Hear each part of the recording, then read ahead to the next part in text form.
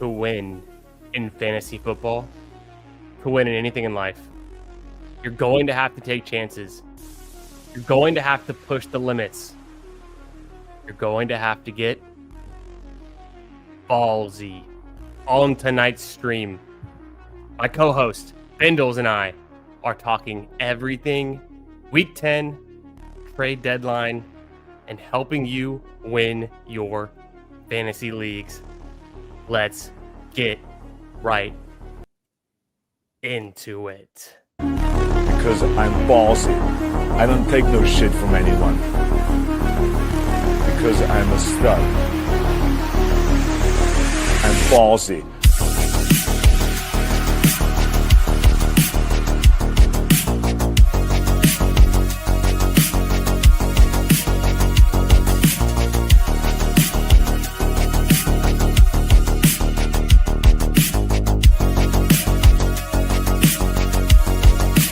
Anywhere I want. What's We're up, back. man? We're back, boys. Woo! Yeah, man, I'm hype. It's been a chaotic season. I know you've been grinding away. I've been, lurking in the depths of Toronto, doing my own thing. But yeah, it's crazy. We got the trade deadline going on.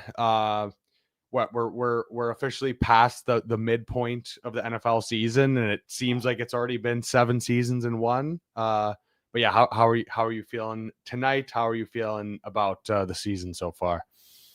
Man, it's good to be back. Great to be streaming with my guy, Bindles. We're here. And yeah, I'm feeling great. Better than ever. Trying to get better every day.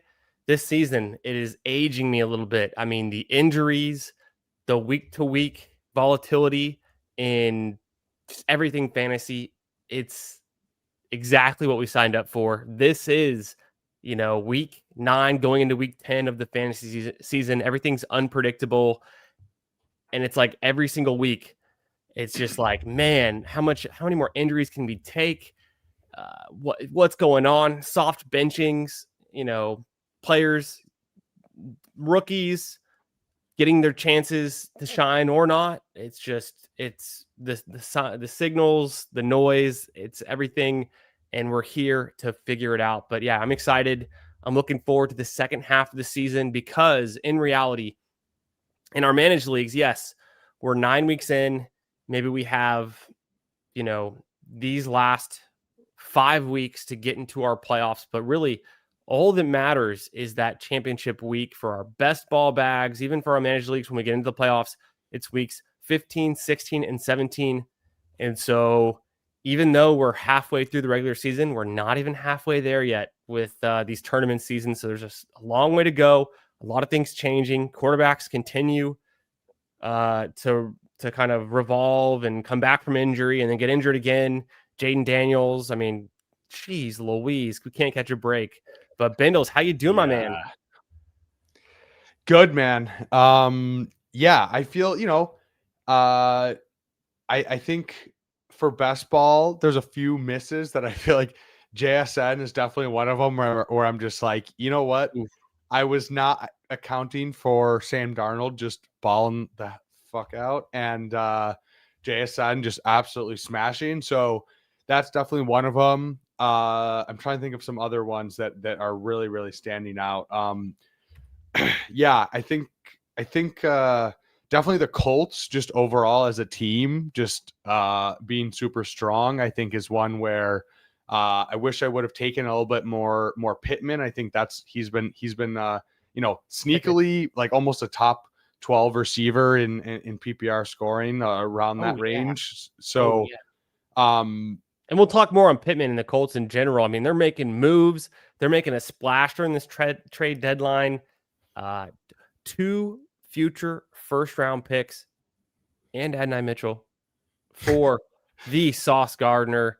Let's start there, Bindles.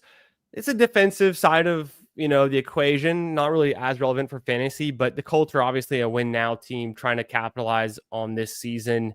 The 2 future firsts, hey, we've seen what they do with their first round picks. They draft guys like Adonai Mitchell that completely let them down, and then they just kind of kick him out of town too. Any implications there you see team wise, dynasty wise, future outlook wise for the Colts with the Sauce Gardner trade and AD Mitchell getting tossed over to New York? Yeah, I mean, I think the Colts are just in a good situation, right? Like it's their coaching has been super solid. Obviously, when you have JT, who's just absolutely destroying worlds in fantasy, but in real life as well. Yeah, they're just in a great position. Their defense it's been good, but their pass defense hasn't been great. So I think Sauce Gardner, and I think cornerback is one of those positions where, like, I think Sauce Gardner looked kind of bad last year. Like there was a couple of years where he wasn't looking, you know what I mean, amazing. But I think it's also like one of those situations on defense where if you're like the only good player on your defense, it's kind of hard to like, especially as a cornerback, to really like stand out and make a difference from that perspective. There's so few players that are like that level caliber of player. So I think it's a huge boost just for their defense, because when you have a better infrastructure around a player like Sauce Gardner, then it kind of allows, right? It's a synergistic relationship where the rest of the defense gets a boost, and then he also gets a boost from having a better defense around him. So that's kind of how defense works, right? It's not just like swap in each little part. Is everything is an ecosystem and works together. So in terms of, yeah, the Colts from a fantasy perspective, don't see a ton of change. Probably AD Mitchell, after the fumble thing a couple weeks ago, kind of got sayonara anyway. So I mean, yeah, Tyler Warren has looked great. JT's looked great. Daniel Jones has been way better than we thought he was going to be, which also plays into the ecosystem comment I just made, right? It's like coaching, good receivers, good weapons, good run game, solid O-line. Like you don't have to be some Patrick Mahomes level talent to thrive in that kind of system. So yeah, from a Colts perspective, not too much fantasy wise, but yeah, definitely have been some bright spots. Obviously, the whole team, but from fantasy as well. And then from the Jets side of things, I think I mean, it's tough because their defense was already so bad. So it's going to be like, I mean, it's honestly kind of like the Bengals, where like they literally, like, doesn't matter, even if it's a terrible team, if they're playing the Bengals, you're expecting a shootout. So yeah, I mean, I think Garrett Wilson, maybe, like, just knowing that he's been getting a crazy target share when he's been healthy. So when like if he's playing, then he probably will be getting a lot of targets. And he's very good. So outside of that, Breece Hall kind of feels like a situation where he didn't get traded, but he still could kind of like just get pushed to the wayside, or either quit on the team, or the team 100% on him or later on in the season. So he's been solid, but not spectacular. So not super feeling great about that. And then I guess Mason Taylor, maybe, like he was cooking for a little bit. If he's just the second target and getting a lot of targets just because there's no one else to throw to, then he could be useful in fantasy. Nothing special, but like a borderline tight end 1, tight end 2 there. And that's pretty much it from a fantasy perspective. But yeah, it's interesting when you get these defensive moves, right? It definitely it can affect fantasy, but in this particular case, don't think it has a particularly huge impact. Any other thoughts on your end here after my long-winded answer? No, excellent answer. Yeah, the Breece Hall piece, it was only 2 weeks ago in week 8 when he put up 31.9 half-point fantasy points on 2 touchdowns, 147 total yards, and looked like he'd finally, it's a little too late, but kind of entering the leaderboard for top running back performances with that week 8 game he had. I think going forward, though, like what you said, he could quit on the team. It just could be a complete mess going forward. So unfortunate there. On the Colts side, Michael Pittman is definitely having a very strong season, a strong connection with Daniel Jones. Daniel Jones not having a great week 9, but pretty safe floor the rest of the way, and got him at a pretty cheap price going into the season. So you like that. A guy, I mean, just randomly about the Colts, a guy that's I think has a lot of opportunity going forward. Tyler Warren. Also, I think Alec Pierce is kind of a nice piece. We saw him have a big, I think a 13 target game in week 9, and he's been putting up some respectable yardage totals. Still waiting for that big, touchdown game or 2 touchdown game on him. But yeah, the Colts are a nice surprise. And yeah, I mean, we'll get into some more of these trade deadlines, but that was the kind of the first big, I think, blockbuster trade we've seen was Sauce Gardner for 2 future first, and still plenty more fantasy implications. Let's say what up to the boys in the chat. We got Titan Style dropping by. What's up, brother? Gibby is injured? No, just a little teaser of a thumbnail there. But who isn't injured is kind of my point. I mean, when Jaden Daniels goes down with a dislocated elbow, I think we all just give up at that point. I mean, the fantasy season's over. Do we have any hope going forward? What are we going to do? We can't start Marcus Mariota, and the truth, what we thought could be an MVP style season for Jaden Daniels, he goes down with 3 different injuries at 3 different games, and this one looks like it could be a season ender. So you hate to see it, but yeah, man, we got a lot going on the rest of the season. We'll figure it out. Billy in the chat. Hey, good to see my man. We got Putt Daddy here. What's up, brother? Hope you're doing good. Yeah, I tricked Smitty too. Smitty says, who's injured? Yeah, just literally everyone you ever drafted is injured at any given point. I mean, we still don't have Bucky Irving back. Yeah, bro. Oh God, that's been painful. Yeah. He's like, I thought we had Monty about to get excited there. Yeah, who isn't injured? And then Brian Thomas going down with a high ankle injury, it looks like high ankle sprain. And then, of course, that's kind of my segue into the first, I think, trade I saw today really was Jacoby Myers going from the Las Vegas Raiders getting traded to the Jacksonville Jaguars, which just kind of points to the fact that Travis Hunter's out for the season. Brian Thomas Jr. could be dealing with something, and they need some depth there badly. So we heard the rumors that Jacoby might get traded, and now it really materializes kind of quickly here. Bindles, any thoughts on Jacoby Myers, whether it's redraft or, dynasty take on Myers? Give me 1 sec. I'll let you hit that thought.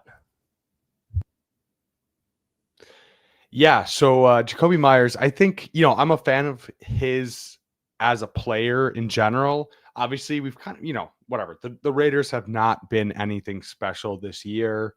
Gino's been struggling a little bit. And also just whatever, the whole trade and him sitting out and whether he's, quote, injured and whatnot. But I really think that, it's really more of a sign of the Jaguars' injuries with Brian Thomas and Travis Hunter. So I think from a redraft perspective, like he should be respectable. Like whether if he's a number 2 option, which I believe he will be over Parker Washington or Diami Brown, then yeah, he should be a useful fantasy asset. Maybe like a wide receiver 3, like what I mean, wide receiver 3, maybe wide receiver. Low end wide receiver 2 at the highest. I can see that just because there's not a ton of target competition there. But I think Jacoby Myers is a good player. Obviously, it is kind of hard mid-season to jump in. I think Jacoby Myers is the kind of player where he's a veteran. He is kind of just a high IQ football player, so he probably can step in pretty quickly. But yeah, more just sad for the Travis Hunter bags. Just when he was kind of hitting his stride, was having some big games, finally felt like they were leaning on him more from an offensive perspective, then he goes down, which is life and is the game we play. So, and then what else from And Captain Moistbeard says, honestly, watching the tape, I don't. It's not that I think Parker Washington is bad. Like, I think he's a good player. He's a good slot player. He's a lot of juice. He's had some returns as well. But I think Jacoby Myers, he's more proven. He's a proven target earner. Whereas Parker Washington, he's flashed. He's had some games where he's picked up a lot of targets out of the slot. But Jacoby Myers can play outside, can play inside. He's a versatile player. He's been a number one receiver when he's needed to be, and he can be a very good number two as well. So yeah, let's kind of go through. I kind of want to talk about while we have the one, the only Candyman having some family time. I want to talk about Tucker Kraft going down, who, pacing to be, number one, maybe number two, number three, there with McBride and Bowers, tight end on the season, having an absolute breakout year. And it's just absolutely devastating as we see him go down with an ACL injury. Jacoby flat out slow. Yeah, I mean, it's one of those things where, like, receiver, like, you don't necessarily have to be fast. Like that doesn't really matter. It's more about getting open, which I think he can still do. He's not like some aging. He's 28. Like, he's not 32. So yeah, Tucker Kraft going down, obviously a bummer. This is what happens in fantasy football is we have a lot of injuries. We have a lot of chaos. That's why in the offseason, we really try to build our teams. Look at that shirt. We really try to build our teams, best ball specifically with good structure, try to take some of these upside shots later because we know chaos is going to happen. So yeah, RIP Tucker Kraft. We're on Tucker Kraft. No. RIP to our the thumbnail king. says injured, and who isn't injured? I mean, Jaden Daniels, Tucker Kraft, to name a few. I know, bro. I was just saying, like, it was like, just this is, I feel like it's always like, yeah, you'll get these breakouts, and then you have a guy. I was talking about Travis Hunter right before then, because we were talking about Jacoby, and hitting a stride. They're finally, he's very raw. He's finally getting more opportunity on offense. They're leaning on him more, and then he goes down. But alas, we have to keep moving. In terms of Tucker Kraft going down, okay, Fantasy Dog, let's go. Let's go, Fantasy Dog. Sorry for the departure there. You guys know how it is. Bedtime with the kiddos. My daughter, she woke up and she said she needed a little help going back to sleep. So I just had to give her a good night. And we're back. That's a good dad. That's a good dad right there. Good streamer, good dad, good guy overall. Appreciate y'all. Appreciate the patience. Ballsy. Fantasy Dog, my guy in the chat. Thank you so much for the super chat, for the support of the channel. Always good to see you, brother. Always appreciated. Never required, but you are one of the OGs, one of the great supporters of the channel. Thank you, man. Hope you're having a good Tuesday night and getting into this week 10. Hope your leagues are going well. Love it. Night talking too. Yeah. It's getting late out there. I mean, we're hitting 11 p.m. on the East Coast. You know how we are. We're the night owls. We're the late crew. The house is asleep. The dog is asleep. The kids are asleep sometimes. Everything's settled. There's, maybe there's still basketball going on, but it's late night style. We're getting into it. We're getting you guys prepared for week 10. Any questions you got, Q&A, whether it's waivers, rest of season outlook, ads, drops, all that kind of stuff, let us know in the chat what you got going on. Make sure you hit like on the stream. Make sure you're subscribed. If you're new to the channel, come say what up. Make sure you're also subscribed to Bindles' channel. Links to his socials in the description. But I already know you are because you guys are all OGs here. It's the regulars. It's the regular Tuesday night crew. So you guys know how we do it. But let me catch up with the chat. Number 9, appreciate you, Fantasy Dog. Always reminding us to like the stream. Thank you. We got Captain Moistbeard in here. We got Charles, Go AZ Cards, GM. What's up? We got the Schmitty, of course. We got Cody, Ristic. How we doing, brother? Let's get to those questions Hope I didn't cut you off there, Bindles, if you're finishing those thoughts on Travis Hunter. No, all good. I was just talking about Tucker Kraft and Yeah. giving my thoughts and prayers. And just how do you feel about the Packers moving forward? Obviously, a lot of injuries there. Matthew Golden's shoulder injury. When is he going to be Golden, back? What's going on? Christian Watson's fully back and healthy, looking good. I think Christian Watson is kind of the, I wasn't drafting any Christian Watson during the summer, but he's a guy right now.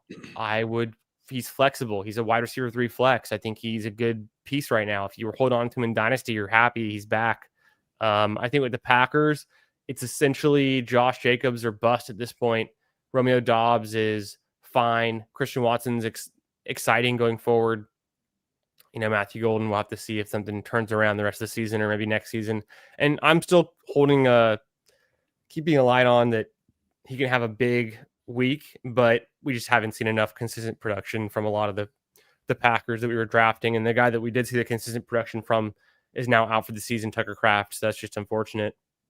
How do you feel about Luke Musgrave? I think second round pick a few years ago in the same draft class as Laporta. Very different player than Tucker Kraft, but give me your thoughts on him from a redraft / rest of season perspective.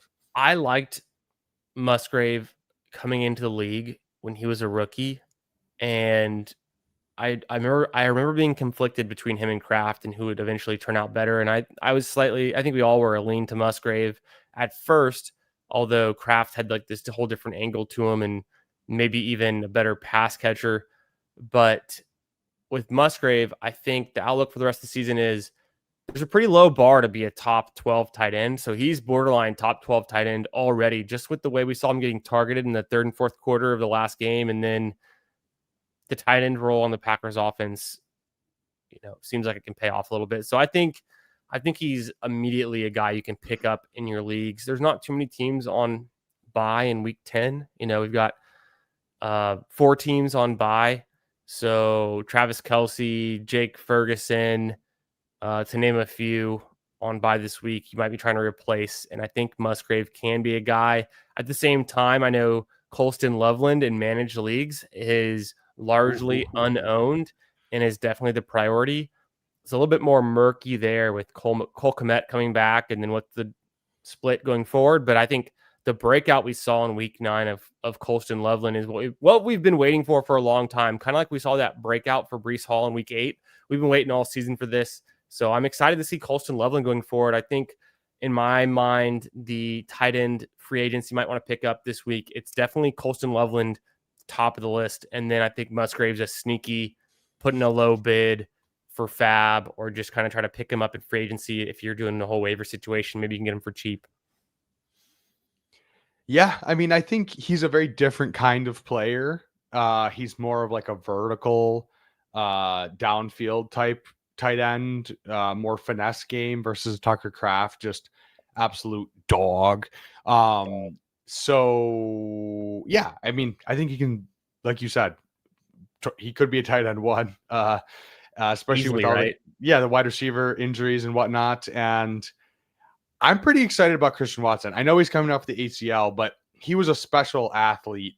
6'4", 215, ran a 4.3. Those kind of guys are, when you're a better athlete, it's easier to come back from these injuries in general and ACLs. So I don't know. He was pretty exciting, before he got injured. And I think with kind of the depleted weapons around him, as he gets healthier, as he gets more into a groove of things, I think, and I think he could be huge down the stretch. And we see guys all the time, every single year, where they do nothing the first 7, 8, 9 weeks, and then they are whatever, like they have a crazy second half of the year. And I think Christian Watson could definitely be one of those guys. So yeah, I think it's exciting. Packers are kind of a weird team with they kind of play down to their opponents sometimes. Yeah.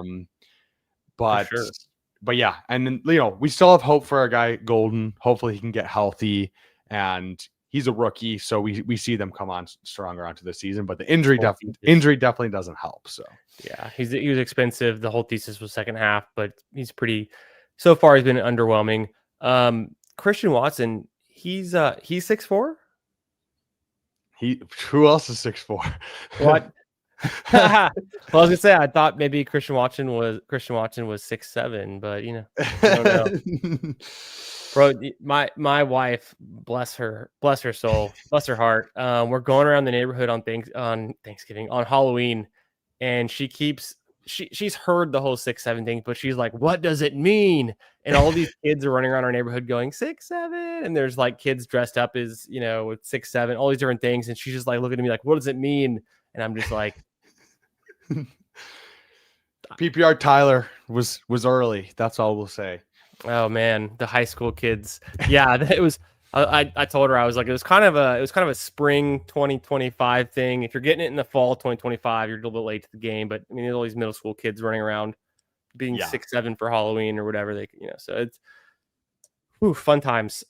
Yeah, Christian Watson is exciting going forward. I'm kind of surprised to see him come back. I don't know why I'm surprised, but I'm surprised to see him coming back even before Brandon Ayuk, even before Chris Godwin, even like we had Chris Godwin come back and the re-injury and all that stuff. But looking back on it, we thought Stephon Diggs was going to be ready. Why didn't I think Christian Watson would be ready?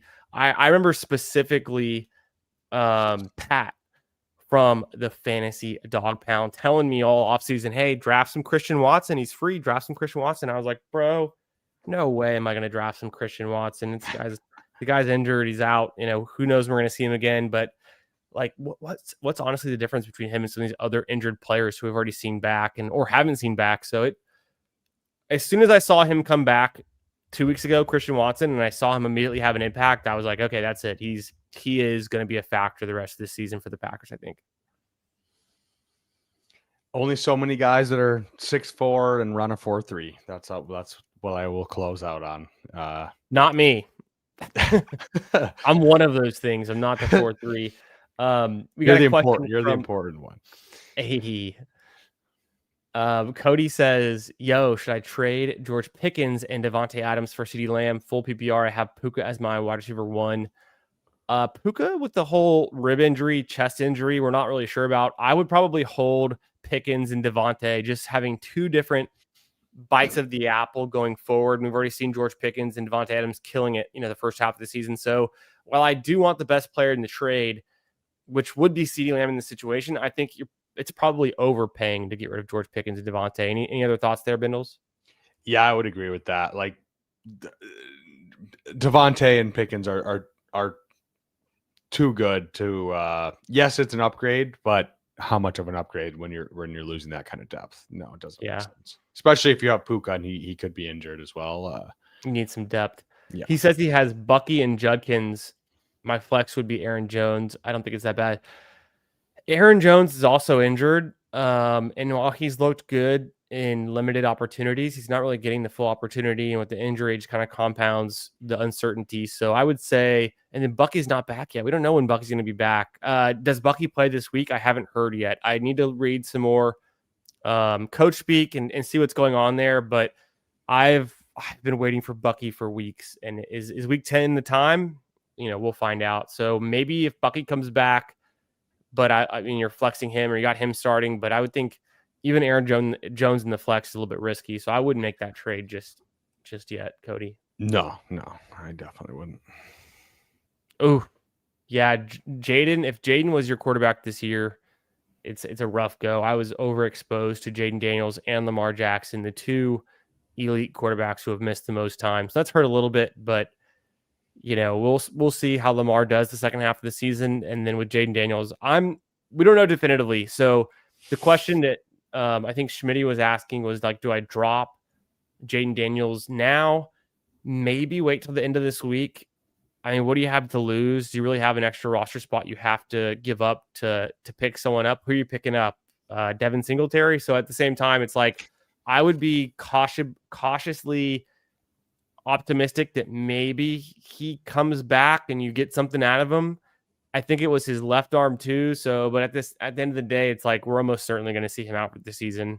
Any other thoughts on that injury, Bindles? Yeah, it's just sad. I would agree. Like, I think it's most likely he's out for the season. Especially with, yeah, like when he's your franchise quarterback, you don't really want to be risking that kind of thing and just continue. You know what I mean? You'd rather play it safe for the most part. Yeah. So yeah, I mean, I think Mariota's serviceable, but definitely, obviously, the whole offense is going to be not as exciting with Mariota instead of Jaden Daniels. And And they yeah, you keep can't. holding out Terry McLaurin too. It's just like, and now we see Luke McCaffrey's out with a broken clavicle. He's done. So it's in this snake bitten Commanders season. It was looking so promising only 3 months ago, and now it's kind of a full out avoid situation. Maybe Debo has a little bit of life left, but it's been tough. Yeah, Debo, JCM hasn't been doing anything super crazy. The big plays, he's just, I mean, I think it is a symptom of the offense being so injured and being in bad situations and bad game scripts, but we're missing those big plays, and then he's splitting the workload even with Chris Rodriguez in those touchdowns. So it's when you miss out on the touchdowns, it really hurts, and when the big plays don't show up, what tough. We've been talking about this for like 3 or 4 weeks now. The whole bill. Do I drop him? Who do I want? Obviously, we would have tilted in favor of like Bill over Kyle Monangai until about the last 3 days, and maybe Yeah. you were savvy enough to pick up Monangai a week ago, but I wasn't really there yet. And what I will say is with Monangai's incredible week 9, he did it on 29 touches. And it's not like it's impressive as a day 3 rookie in his first start to put up the most total yards, 198 yards of any day 3 rookie in their first start ever, I think was the record. I think I heard that right. At the same time, he did it on 29 touches. He only averaged 0.73 fantasy points per touch, no scores. If you would have tacked on that score that Britton Brown had, and he put up a day that was like 27 fantasy points, I think he'd be in a different ballpark. And it's not even that crazy because like the whole offense went off. The whole Bears offense was like 570 yards Yeah, or whatever. they're playing the Bengals. It was the Bengals too. But so Kyle Monangai, I think it could be a sell high opportunity is kind of what I'm getting at. Do I think he's nice and can have a nice role the rest of the season? And maybe he is actually taking over some of Swift's workload? Yes. But that might be his best output. And it was still 21 fantasy points. I mean, this is not even a top 45 performance from a running back on the entire season. So it's a good performance. It's impressive. It's an elite performance, but he didn't score. It was against the Bengals. And I was thinking about this earlier today, Bindles. If week 17 is all that matters, I mean, if Trey Benson comes back and faces the Bengals in week 17 for the Cardinals and he's the healthy running back, like people have been saying, make sure Trey Benson, pick him up if he gets dropped, all this stuff. Like, I've not been impressed with anything the Cardinals have done this season, except when Brissett has improved the passing game enough to make McBride and Marvin Harrison Jr. like actually worth starting. But I haven't been impressed with their team. I haven't been impressed with their run game. Like, if Trey Benson is back healthy and he gets to face the Bengals in week 17, is that like the most premium spot to be in? Yeah, maybe other than the Jets, but I think it's up there. It's up there. It's poo poo and it's shit. It's the same thing. It's both terrible. Yeah, I mean Benson was looking solid after Connor went down. Didn't really get to have because of the injury, like games where he got to so kind fast. of, yeah, exactly, where he got to kind of get going and build momentum. But I think, yeah, that's a team where they like to run the ball, and we've seen lesser guys like Bam Knight, Michael Carter still be productive. So yeah, I think absolutely Trey Benson could it's the absolute nut matchup. And if he is healthy for the rest of the season, he could be, RB2 range, maybe push up higher if he is that guy. But Yeah, he's an exciting. If he's dropped one, certainly pick him up at this point. And yeah, I think he should be mid-range RB2 moving forward. If for he's Trey healthy. Benson. Yeah, if he's healthy love it. for Trey Benson. Yeah. I'm gonna say what up to everyone in the chat, and we'll catch up. We'll speed through these questions and get up to all of y'all. Catch up to speed. You know how we like to go long. We got Captain Moist Beard in here. We got Jimbo Fisha. We got Para Yakoi. We got Trioth. We got Creoth, my man. Of course, the fantasy dog. Thanks again, brother. Quincy Jones, how we doing? Billy Huham, sup fam. Who else we got? We got Linsu. How we doing? Happy Tuesday night, everyone. Hope you're doing well. Make sure you like this stream. Come in here, say what up if you're new. If you're not subscribed, subscribe to the channel, and also check out Bindles' channel and his socials, links in the description. Okay, I think I said what up to Paulino, my guy. Howdy. Of course. I think I caught everyone there. But let's go through these questions rapid fire. First one to you, Bindles. Should I pick up Danny Dimes? I have Dak with pick and stack, so I don't know for Titan style. Obviously, single quarterback. Yeah, I think I'm still leaning Dak. I think with the weapons he has, Pickens, Lamb, really bad defense. I still think Dak. It's obviously a little bit more. Dak is because he's a pocket passer. It's a little bit more fragile, but Dak has still been playing so well and has the weapons. So yeah. If anything, Titan. I mean, Dak's on a bye this week. Do you pick up Dimes as your bye week fill-in? Why not? Of course. Yep. GM to Go AZ Cards, aka Charles. How we doing, brother? Thanks for being here. Putt Daddy says Jones had me fading the Colts wide receivers in best ball, but took a lot of JT. Hell yeah. You like that? You love to see it. Also worried about Darnold and why I unfortunately faded JSN 2. Still pissed that one. Hey, we're in the same boat there, Putt Daddy. I had one of the biggest fades on JSN, and I didn't outright fade Darnold, but I was not drafting enough. I write down notes every best ball season of lessons learned, things to correct for next best ball season. And my 2025 list of, I'll just call it best ball lessons learned. It is lengthy at this point. It is pretty informative. We'll get into it more the rest of this season. I'll eventually, sometimes I talk about these things I've written down in there, but at some point we'll do a whole episode or a whole show about talking through these, and then we'll get some of the feedback from y'all in the chat on what you guys have learned, best ball, season tips and all these things. But one of the ones I wrote down was just like the value of a late round quarterback, given any percent chance that he'll start, is so incredibly worth it. Even if they miss a few games, even if they end up never playing, the upside is so high. Think of a Jackson Dart. That's a rookie, so it's already priced in that like rookies have upside, right? We learn that every season. We know that. But sure. Jackson Dart started playing week 4.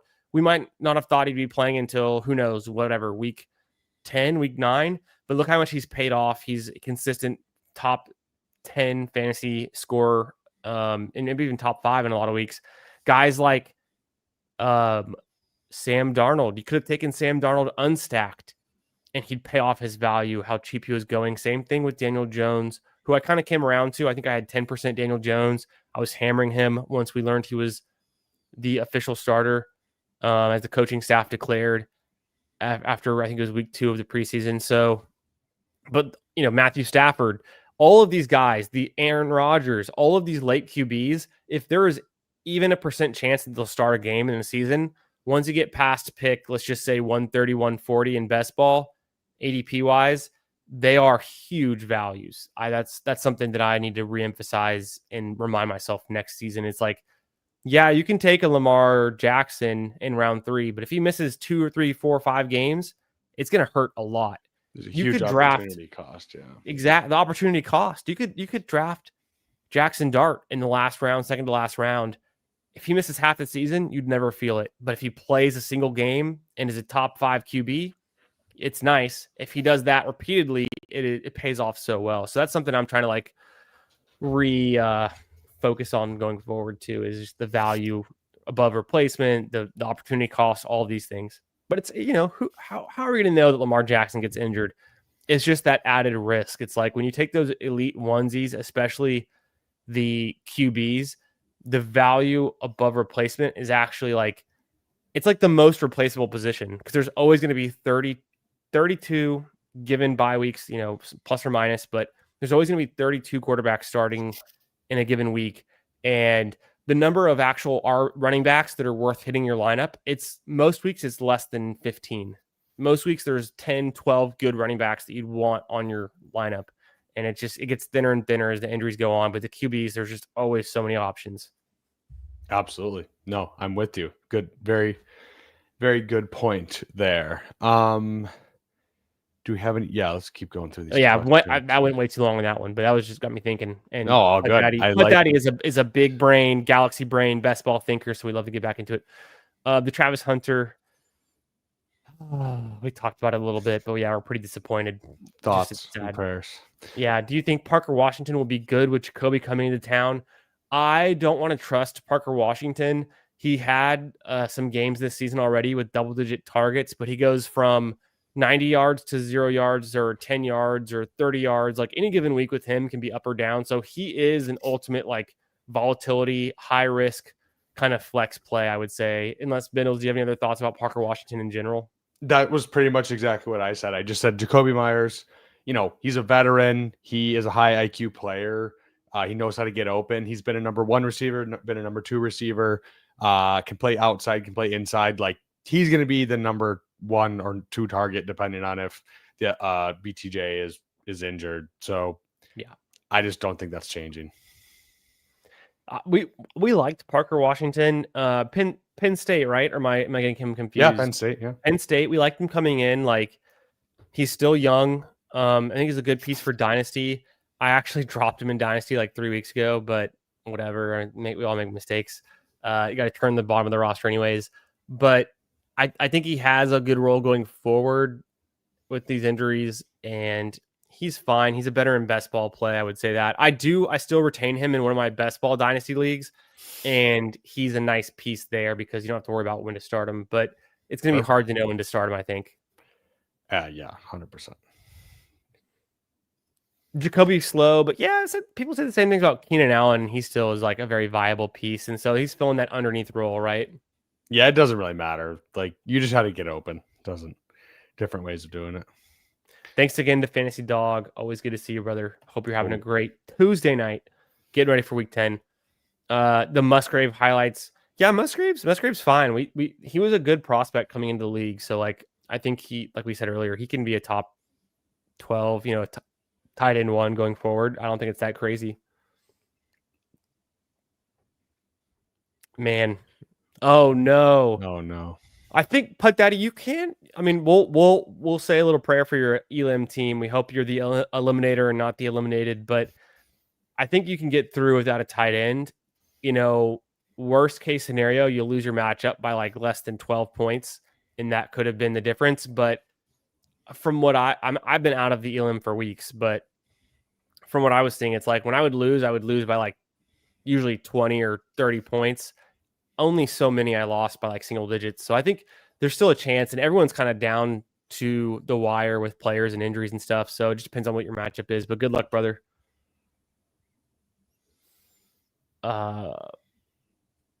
Yeah, Musgrave has Bears and Ravens in the fantasy playoffs. If he's good, man, those are solid matchups, right? The Packers have some target matchups. Paulino says, howdy. Always good to see you, Paul. How we doing, Paulino? Oh gosh, Romeo Dobbs. Yeah, Romeo Dobbs season, Christian Watson season. Is Shador season coming up? Big fan here. Is he Brissett light? Bindles, this one's for you. What do you think? Any Shador noise you've been reading about or hearing about? No, I'm not into him. I don't. I mean, whatever. If he's like we were just saying, like if he's starting, he's a starting quarterback. Like it's valuable to some extent in all formats, but I don't know. I don't want to be a team situation and a guy who was starting the season off as the number 3 quarterback. I'm not I'm not putting any weight into it. They're going to draft a quarterback next year anyways. So yeah, he'd be like quarterback 25 on the week, or 25 to 32 on the week for me. So Yeah, bro, the big letdown for me, it's like I thought Cam Ward wouldn't just be flat out in the worst situation and performing poorly. I drafted a decent amount of Cam Ward, and then Tyler Shuck similarly. It's like he looks worse than Spencer Rattler, and it's like, yeah, no, obviously it's hard to judge these QB prospects year over year. Jackson Dart clearly better than both Cam Ward and Tyler Shuck, and maybe we could have seen it coming, but it's just hard to know. But we definitely, at least in best ball as a community, the market was pricing both of those guys above Dart, and I mean, look how quickly it turned out, right? yeah, you want the rushing guy, right? That's Lessons learned. it's usually Another one should do it. Yeah. So I think, and no one was drafting Brissett, but like in leagues where Brissett's available, where you can get him, he's seemingly a decent QB2 if you're in Superflex. If you've got bye weeks coming up, like I think it's matchup dependent, but Brissett's actually kind of a nice piece. He does have a rushing aspect to his game. We saw him get another rushing touchdown last week in week 9. He's a big boy. Yeah, you can get rushing touchdowns. You can get quarterback sneaks.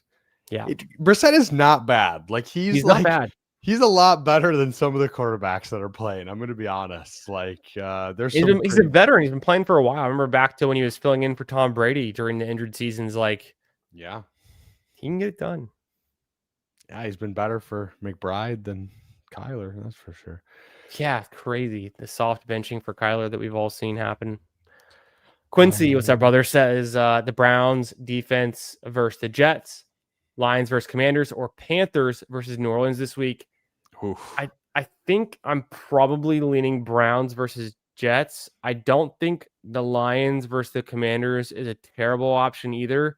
And then honestly, the Panthers versus Saints these are all good options if you have access to them. If you're already holding one, maybe just don't make a transaction, but I probably slightly lean to the Browns. Bindles, do you have any favorites there?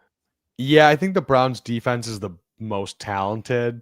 So just maybe higher upside for, if you have Myles Garrett, he could just go absolutely crazy. Right. The other ones are good, solid, but I think the Browns is just slight tier above for me. And I think the Jets are demoralized this week, so you're going to want to prey on that. They're going to give up. They're going to give up 1,000%. Yeah, they're going to give up.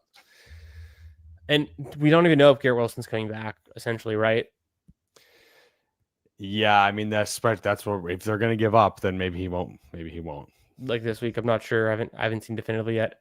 For this week, who to start says Quincy. Caleb Williams versus the New York Giants. Caleb coming off a huge game. QB1 on the week. I'm pretty sure it was either him or Flacco. I think it was Caleb.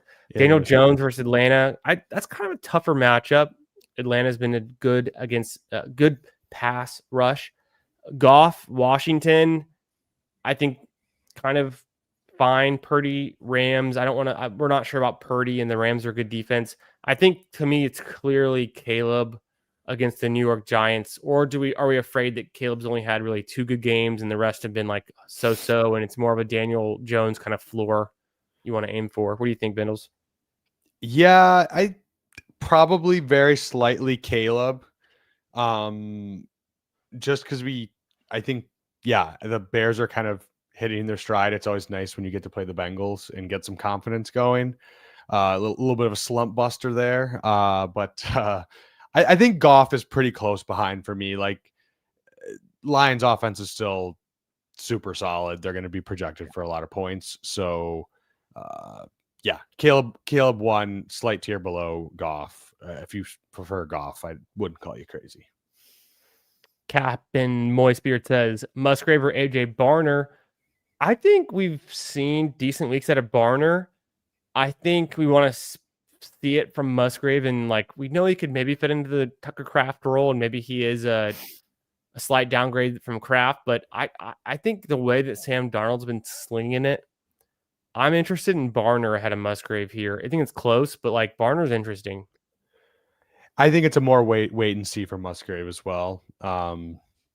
Let's see a week or two of his snap percentage being high and him, getting a decent target share, and then we can go from there. But Barner's been solid. Like, he's been fine.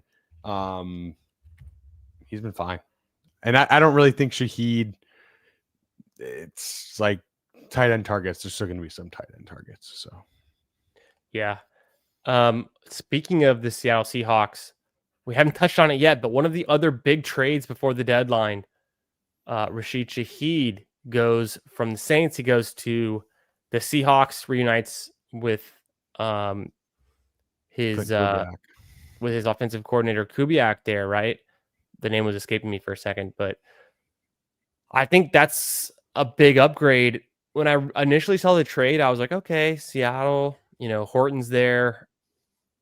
Cup could come back at some point.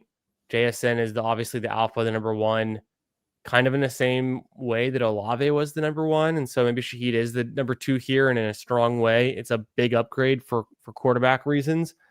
Then I thought more about it, and it's like you're going from Tyler Shuck to Sam Darnold. That's like a 100% upgrade. That's like a huge upgrade.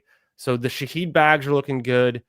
In redraft, if you got Shaheed, he goes from a flex, low end flex, to not even that low, just like a flex. He goes to a flex from to potentially like a low end wide receiver 2, I think. So I'm pretty pumped on that. Yeah, I mean, I think we know he can thrive in that Kubiak offense. Darnold's been, like you said, playing very well, and he's kind of a perfect complement to JSN in terms of he can stretch the field. He can give you those big plays, and JSN's going to get so much attention, right? He's been going absolutely bonkers. That's going to allow they can have a little two-man game there between those guys, and I think both of them can benefit from that. What's funny too is based on the timing that Shaheed was traded, he'll now not have a bye week this season. He will play every game because he was going to have his bye week in the week 11 with the Saints, and he got traded in week 9 to the Seahawks, who had a week 8 bye. So it's just Shaheed just never missing a game. So that's kind of fun. You get an extra week. That's pretty fun. Yeah, an extra week, which I think goes a long way in some kind of like the season outlook. Yeah. I think I agree. He could be a back end wide receiver too, for sure. He's a good player. Like, I feel like Shaheed, because he wears number 22, it just kind of like messes with people's brains that he's like not good. Like, he's not like a real player. Yeah, he has a lot of targets. Solid. Yeah. I like the Seahawks destination for him. Fantasy Dog says, you've seen this trade. What is Dallas thinking with the playoffs? Yeah, they traded a future first-round pick for Quinnen Williams from the Jets. So everyone's abandoning ship from the Jets. The Jets are kind of trying to trade off their defensive pieces. Their defense gets a lot worse, not only with losing Sauce Gardner to the Colts in that trade, but then Quinnen Williams, their top defensive lineman, to the Cowboys here. So that's another reason to target the Jets, besides the fact they're demoralized going forward. They're losing a lot of pieces. But is Dallas trying to make a push for the playoffs? Yes, I think they're also just trying to. They're not really a team that ever like gives up. So they're always, I think, going for it. And I think in their division, which is pretty competitive, they look around and they see the Eagles are the top team, yes, but can they still get into the playoffs as a wild card, or even make a second half season push and be a competitor? I think they're in that. They're thinking that they just don't want to waste any of Dak's years. They don't, as long as their offense is healthy enough, which they've got, and they've really liked what they had in Pickens. I think they're pretty confident in their ability. I would go out on a limb and say like Quinnen Williams probably improves their defense quite a lot. Yeah, I mean, he's very good. So he's probably not. I don't know. Like, I don't think those guys are available on the trade market all that often. Right. But I do think he can be a difference maker, especially at at the margins, like on defense, just whatever, Yeah. creating pressures, getting sacks, creating some chaos. It's pretty important for your defense. So they've been so bad at defensive tackle. So just getting someone that's doing something that can make some plays can have a butterfly effect for sure. So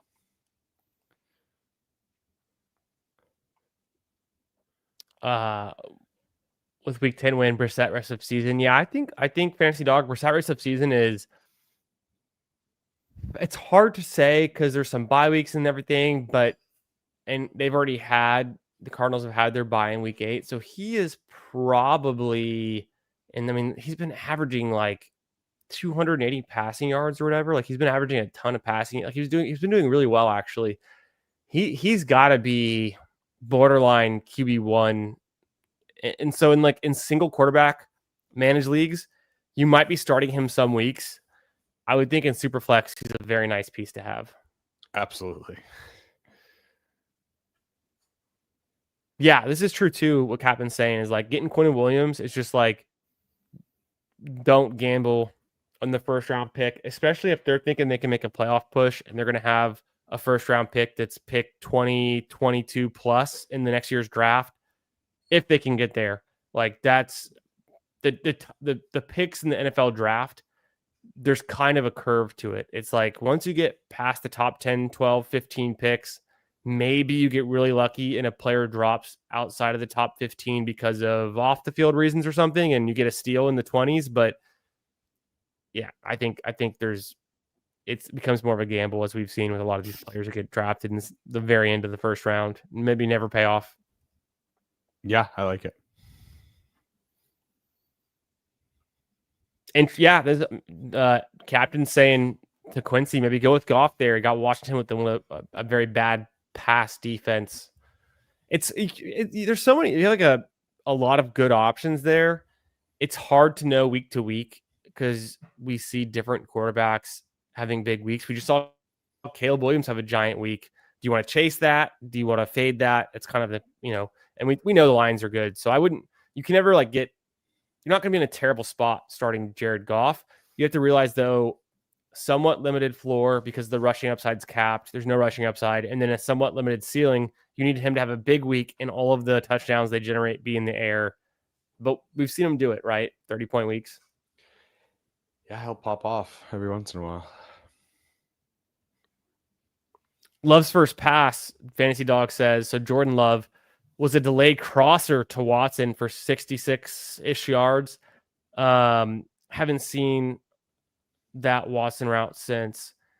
Yeah, way back when, right? So kind of like when Christian Watson was in his breakout and Jordan Love was coming on, that true first season I had as a starter, Jordan Love was just electric. Oh, yeah. There's some chemistry there for sure. Yeah, athletic freak, Christian Watson.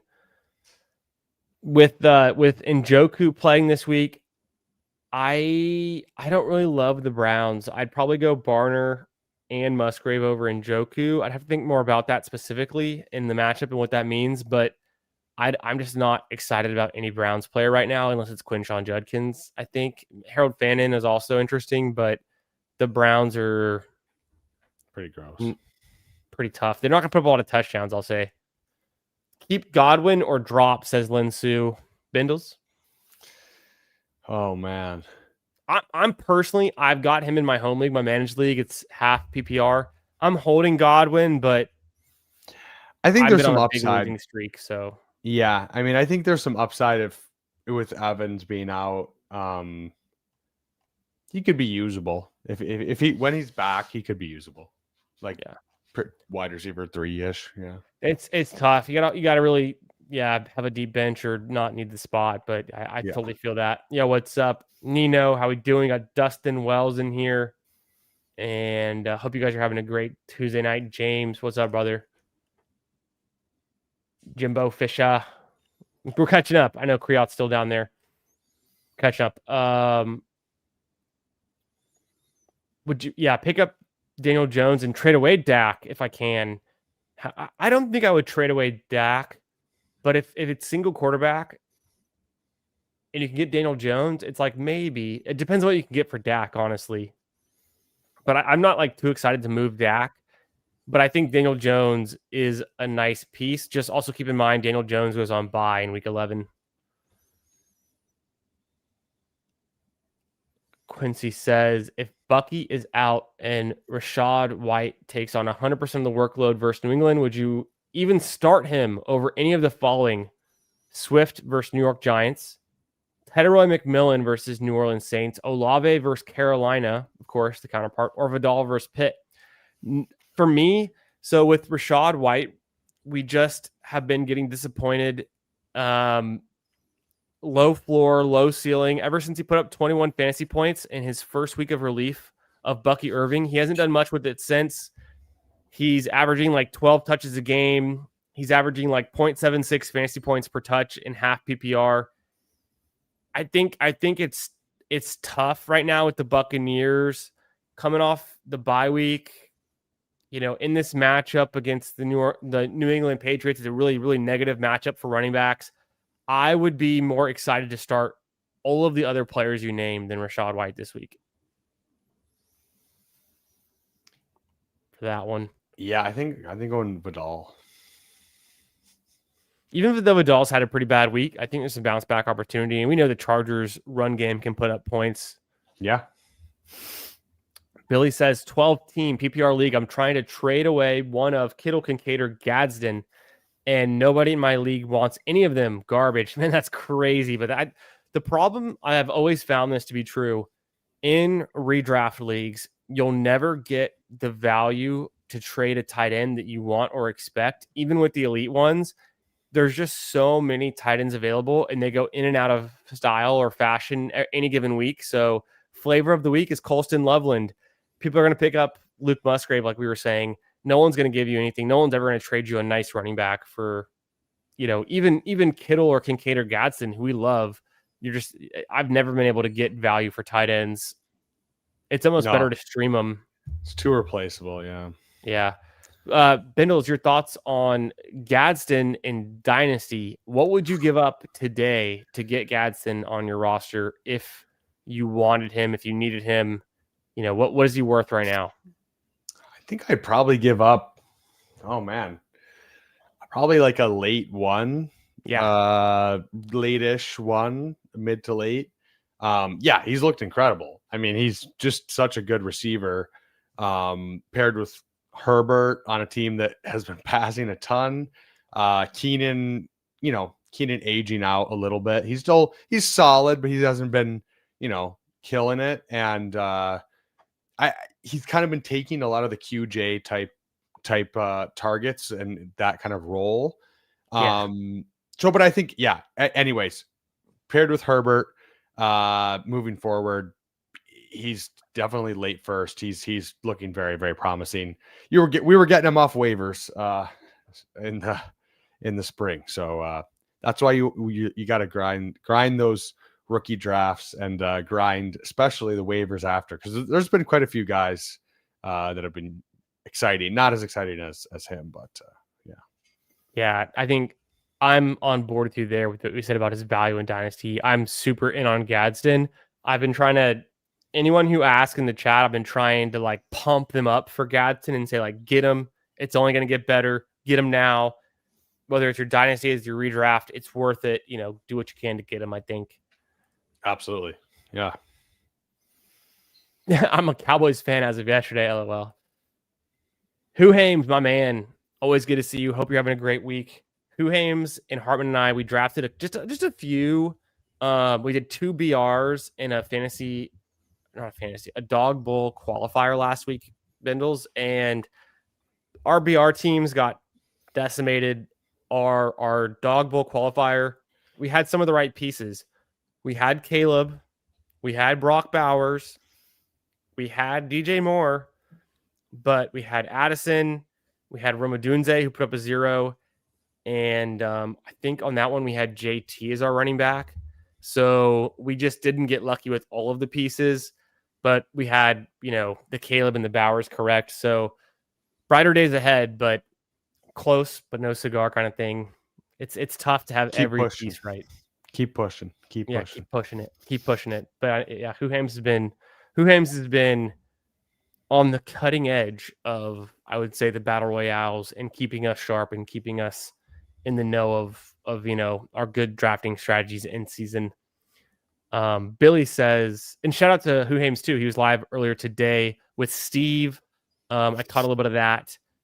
Always putting out good stuff. And you guys already know. Everyone who's watching this, you guys know Huhames. You love him. You're subscribed to his channel. But if not, make sure you're subscribed to Huhames' channel. Check it out. He was live earlier today with Steve. They were recapping everything, the trade deadline, week 9, looking into week 10, as they always do on Tuesdays. Always good stuff.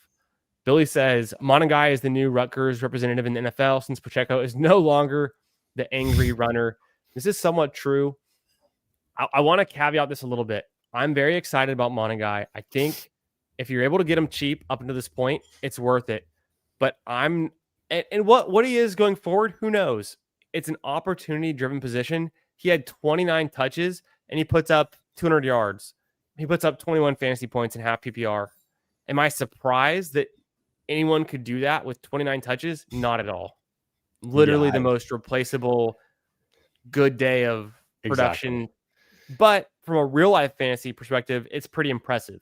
From a fantasy perspective, it's exciting, but like, let's not get ahead of ourselves. We've seen so many better performances this year. Like, even in the exact same week, we have Rico Dowdle going off for yet another 25 plus point fantasy game.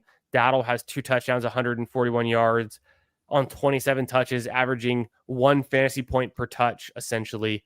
Like that, to me, the Dowdle narrative is even more impressive, that he's continued to be this guy, relegating Chuba Hubbard, and the Panthers have a pretty good run offense. So, like, I'm excited about Monangai at cost, but I think we could easily be let down going forward if it's just kind of not a fluke, but like, is the 29 touch opportunity against the Bengals defense always going to be what's ahead of Monangai in a given week? Like, I seriously doubt, right?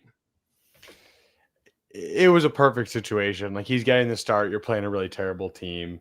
Swift has been good. Like, Swift has been great. Yeah. Yeah. So I don't think I don't think we should anoint Monangai too quickly. So per touch, Swift has been better, and their offense has had some good games.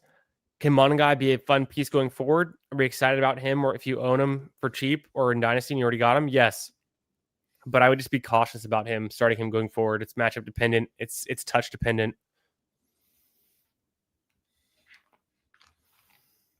Let's see. Yeah, some Monangai stats. Just, we're trying to put into perspective. But he is the angry runner from Rutgers. That is true. 100% true, Billy. Fair. Been a Falcon fan all my life. Can't take it anymore. Ooh, well, there's some fun moments. I mean, Drake London looking good. Obviously, you got Bijan Robinson. People forget Bijan Robinson. He still exists. And then Michael Penix. He can be fun for fantasy. I think he's going to continue to get some experience and be a quality NFL quarterback. I think what do you think the frustration is with Penix, as you've seen this season? Is it just the inconsistency? Yeah, to be fair, there's been a decent amount of injuries. London, Mooney. So I think he's like probably about an average NFL quarterback. Like, I don't think he's amazing, but if the situation is good around him, maybe as he gets more experience, he can kind of come into his own. But he's kind of the type of quarterback where it's more situation driven than him kind of like being the guy and elevating everything. Kind of similar to a Jared Goff. I think Jared Goff's obviously better, but that kind of level of talent. Yeah. Kriyoth says, "What's up, brother? How you doing?" Agreed, but you just gassed Loveland for his performance versus those same Bengals and cited Breece's explosion game versus Cincy contradictory. True. It's true. It's matchup dependent. I think with Loveland, it is kind of a second half of the season, like rookie, getting him more involved. He was their first round draft pick. So there's a little bit more to it than that. But it's definitely, I mean, it was a huge performance against the Bengals, no doubt. And we all known the stats about the Bengals, right? They give up the most points to tight ends of any team in the league. And then the game of Breece Hall going off against the Bengals, you got me there. That's true. I had to think about that one. But yeah, it's for me with Breece, it's just continual letdown after letdown. Had the one big game, and then it had a little too late for Breece Hall this season. I'll say that. Sad. I wish he was traded. How good do you think Trey Benson will be when he's back? Top. So I don't think Trey Benson's that good. I don't think the Cardinals' run game is that good. I think it's a good spot to have the Bengals as your matchup in Week 17, kind of like as we've talked to. I wasn't big on Trey Benson all offseason. I thought he was an expensive handcuffed. I prefer guys like Eckler, Algier, Rico Dowdle, and some of those wrong, some of those right, not accounting for injury. And obviously Benson's been injured too. It's hard to say. I think Benson, when he's back, he's definitely better than Bam Knight, I would think, and better than Michael Carter, easily better than DeMercado, I think. So if he can kind of consolidate touches, I think he's valuable. If it continues to be a split workload and kind of low efficiency and the Cardinals offense not that exciting, it's like, I guess you're just kind of going for those matchup dependent flex play kind of situations. Anything else there, Bindles?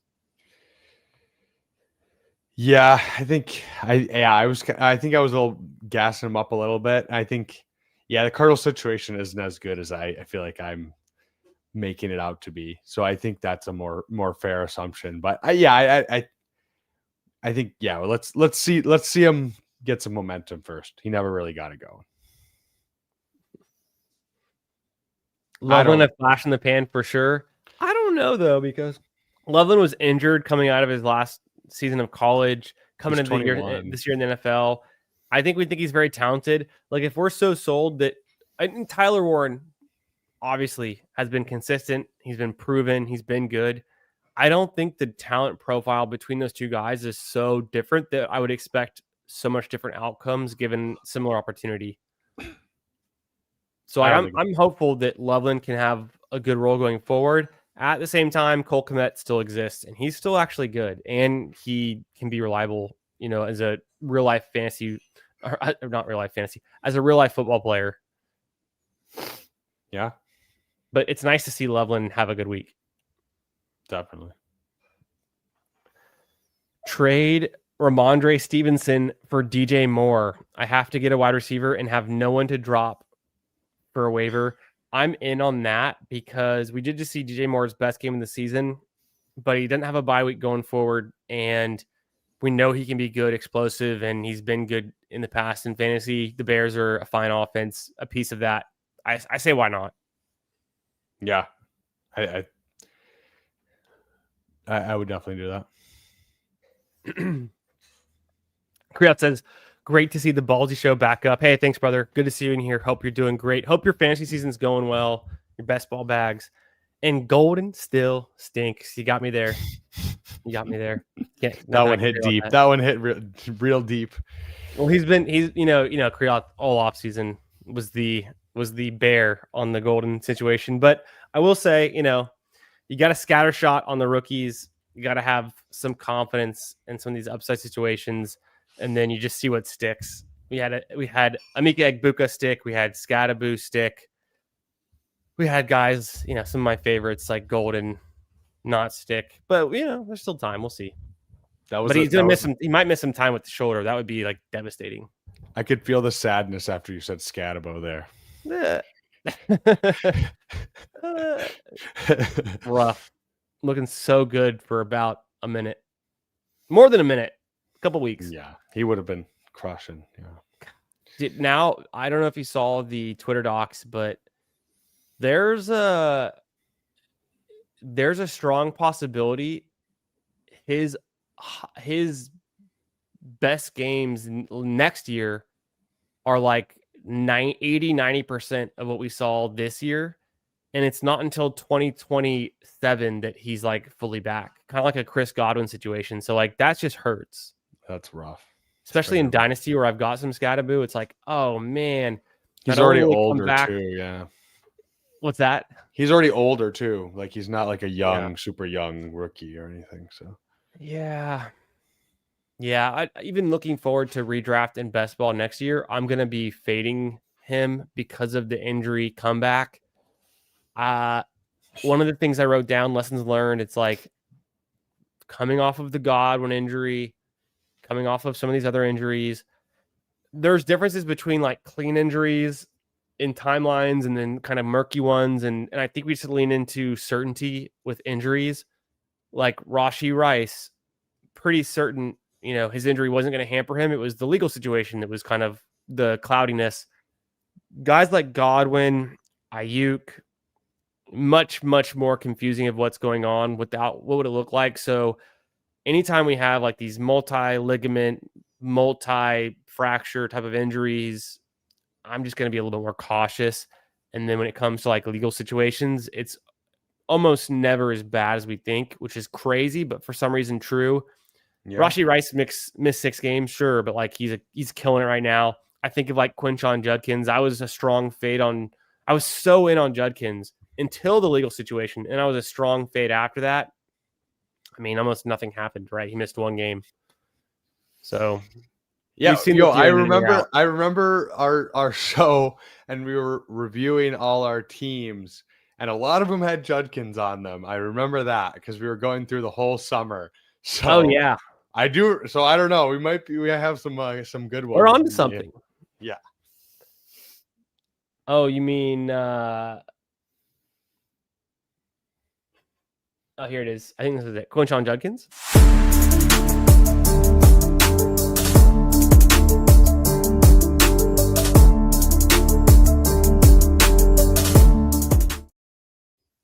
Oh yeah, that was louder than I thought it would be, but at the same time, very cool. We had to get one. Yeah, man, I can't believe we'd gone this whole show without dropping a single clip, but we're rusty. Got to get it back in the swing. Periaco says, trade Olave for Devontae Smith. I don't know. I think it's kind of a lateral move, always trading like a wide receiver for a wide receiver. Olave has a week 11 bye, has a worse quarterback. I think I lean Devontae Smith. Yeah, I lean Devontae Smith, but it's kind of lateral. I think because of the bye situation and the worst quarterback, I'm going to lean Devontae Smith. Yeah, Devontae Smith has been cooking. Yeah, it's also true. Captain Moisture says, nah, though. He's more of an Olave guy. Jimbo Fisher, how we doing? Appreciate you being here. Sorry it took us 40 minutes to get to this question, but hope you enjoyed the show. Happens. It is how it happens. It says half point, tight end help. Pitts, Jawan, Jennings, Theo Johnson, Schultz, Barner, likely in order. Okay, I'll just get right off top of the dome. Likely is last. I think Pitts, Jawan, slight downgrade to Jawan because of the QB situation. So let me elevate Pitts, Theo Johnson, Schultz. Pitts, Theo Johnson, Schultz, tier 1. Tier 2, just because of the QB, Jawan Johnson and Barner. But I think Barner is just because he could be in either tier. It's kind of close. And then way, way lower likely. What do you anything close enough? Pretty much, yeah. I don't know. I do think Jawan, I guess the quarterback situation is pretty horrendous, but they did trade Shaheed. So I mean he could possibly. That's a good point. A good point. He could just get so many targets that it almost doesn't matter. So I don't know. I maybe a little bit. The only difference I would make is say maybe slightly higher on Jawan, just for pure target volume. I like that. Do these guys know your Cincy versus tight end stat? They were talking up leveling. Yes, I know. I do know who Hames tight end stats for Cincy. It was like 17.8 fantasy points per game.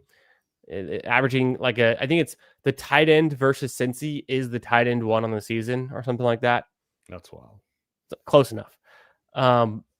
If you have the balls to start leveling, ballsy take of the week.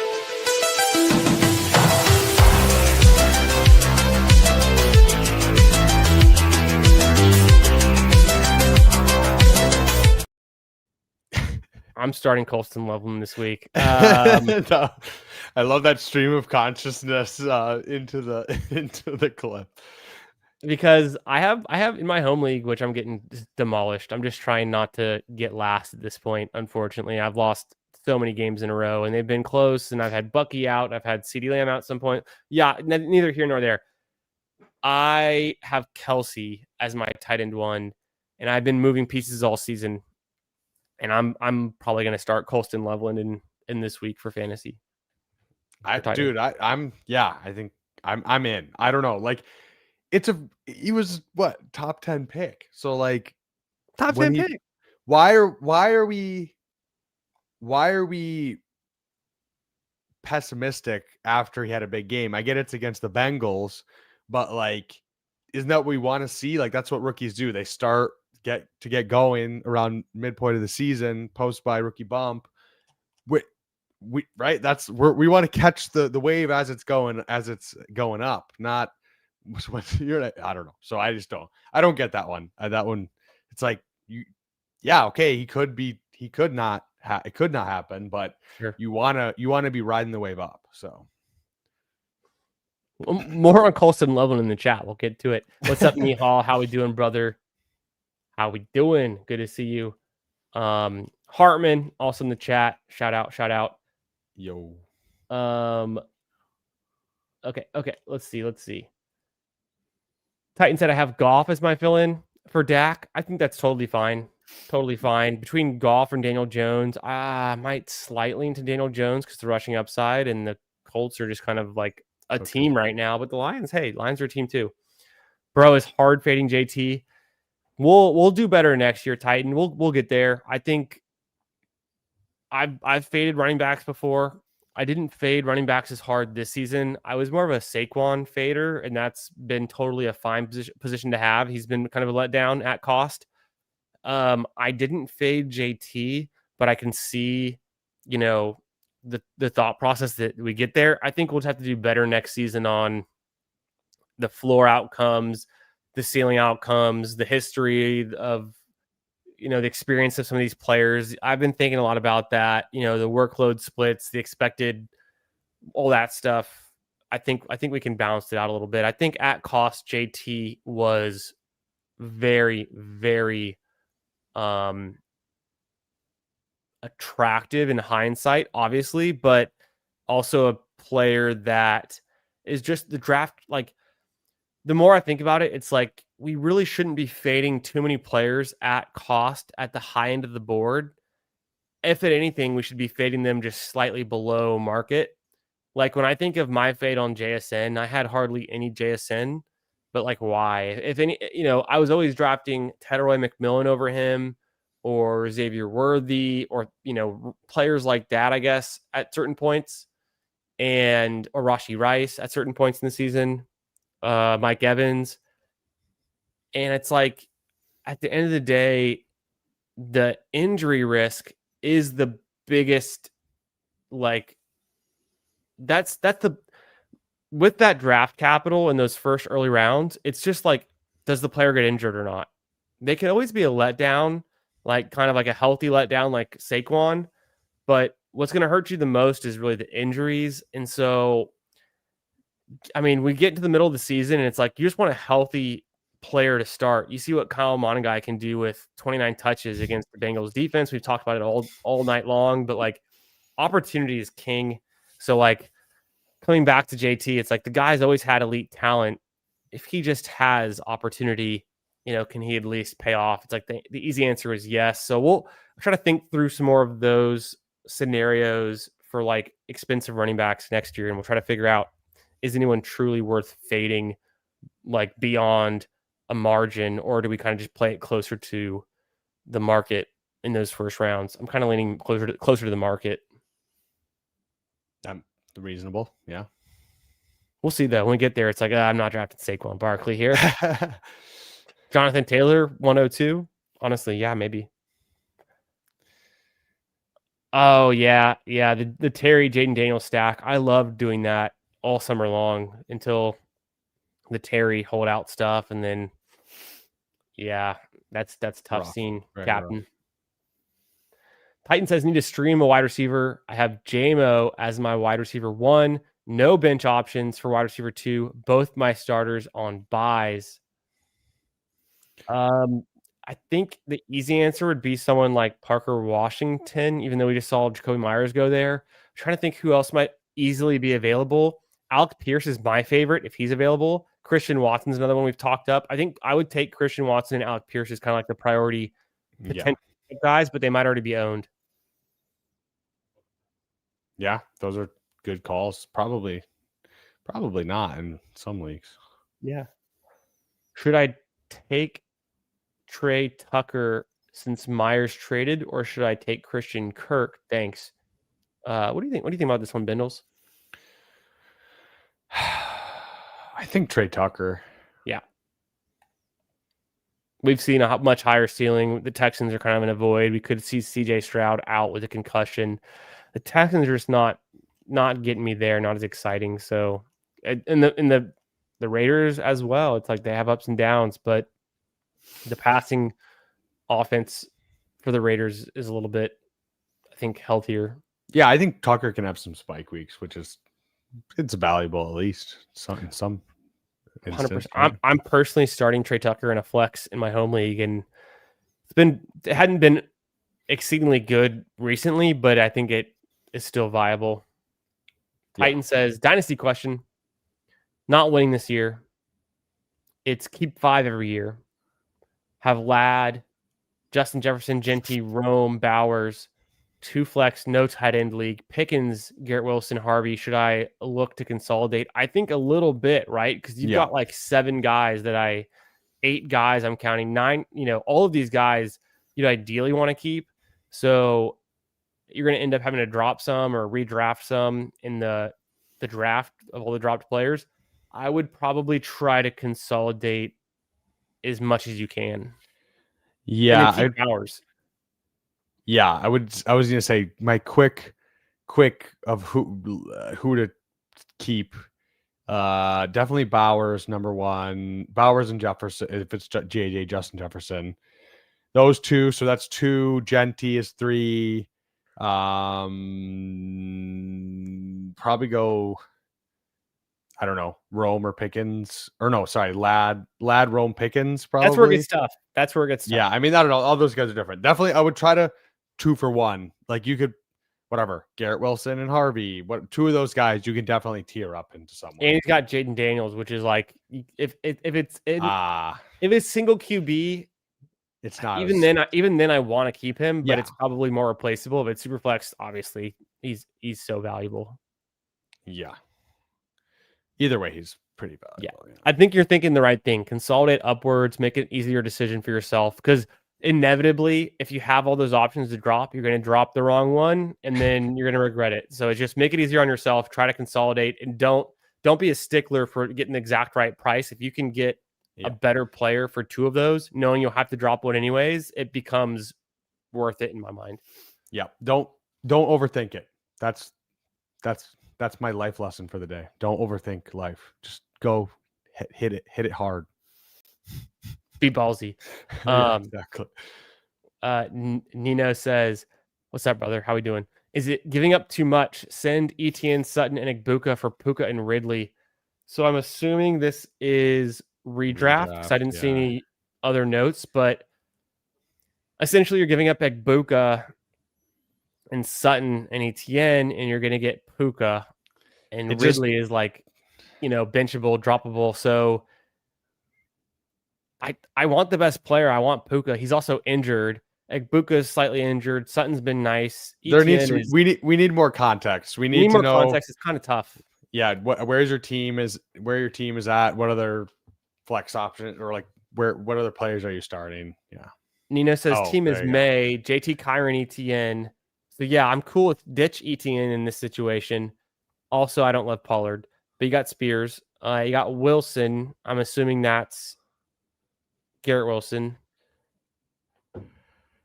Jabbar, Sutton, Igbuka, Keenan, DJ Moore, Tez Warren at tight end. So he's kind of consolidating. I like the move to consolidate, but Igbuka and Sutton is fine. It seems like you're not going to be starting Etienne, and you also could get away with not having to start Sutton or Ibuka if you had Puka, but Puka might be injured, so I don't think Ridley adds any value at all. So maybe if you can get away with doing a 2-for-1 for Puka, but also kind of let's see what happens with this injury. Because if they all of a sudden come out tomorrow and say he's going to miss like he's on IR and he's missing 4 weeks, like that would just tank the value of trading for him. Yeah.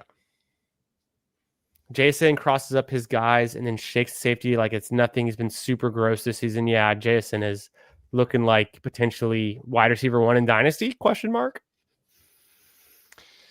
Pretty close up there. Pretty close. Probably still Chase, but yeah. Top 5, no doubt. Top 3, potentially. Absolutely. Arguable, beyond that. Dustin, what's up, brother? Said, what up, fellas? Do you go Browns or Bills this week? And how much Fab? Appreciate y'all. I appreciate you being here. Browns or Bills? Give me the Browns because we know they're playing the Jets, right? But then the Week 10 schedule, it's the Bills at Miami versus you're getting Cleveland at New York. Just prey on the demise of the Jets, I would say. Yep, absolutely. Yeah. Nino is saying redraft. Yeah, redraft. Just we need more information on Puka before we go out and trade players that you might have to start in order to, because you don't want to trade for an injured player in redraft. Yo, Hartman, always good to see you, brother. What's up? Who could have known Drake London was the guy you needed at wide receiver? Certainly not me. 3 touchdowns, though. Just a target hog going off. Incredible. Have Swift and Monagai in my no, you're fine because you're never going to know which one to start. That's just the game. But I don't know. Sell high on Monagai, maybe? Welcome to Kenny Walker World. Yeah, Kenny Walker World is disappointing. Regret. But as a former Falcon fan, lifelong fan, former Falcon fan as of this year, Penix is low-key balling out because the other team knows what plays he's running. Kriot says, my comment there was more, we need to be thoughtful on opponent. These breakouts occur against Monagai, Loveland, Brees, Cincinnati. I guess I'm wary of breakouts. Yeah, no, I think it is smart. At this point in the season, we are well past the week where, I guess another way to say this is like we have the information. We're past the point of guessing which matchups are good and bad. We've got the information. It's going into week 10. We need to leverage matchups as much as possible to make these decisions better on us. And it's hard to know, like, because game script, should you have benched Jahmyr Gibbs last week? You're never going to bench Jahmyr Gibbs. So things happen, but like we know which teams to pray against, right? It's to prey upon. It's Cincinnati, it's Tennessee, it's Dallas. It's going to be the Jets going forward. Yep. Nihal says, how good is the lineman that the Chargers traded for? I got zero ball knowledge of offensive linemen.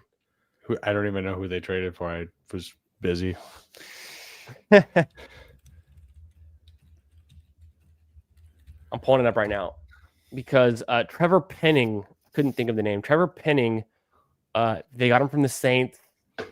It's late round pick swaps or 6th round pick to Saints. So probably not that good, but probably I think he was great. He was a high draft pick. Wasn't he? What? He was a higher draft pick. Wasn't he a starter for them too? Yeah, I think he was a 1st round pick. I'm pretty sure like 3 years ago. So I mean, yeah, probably more like a depth piece, but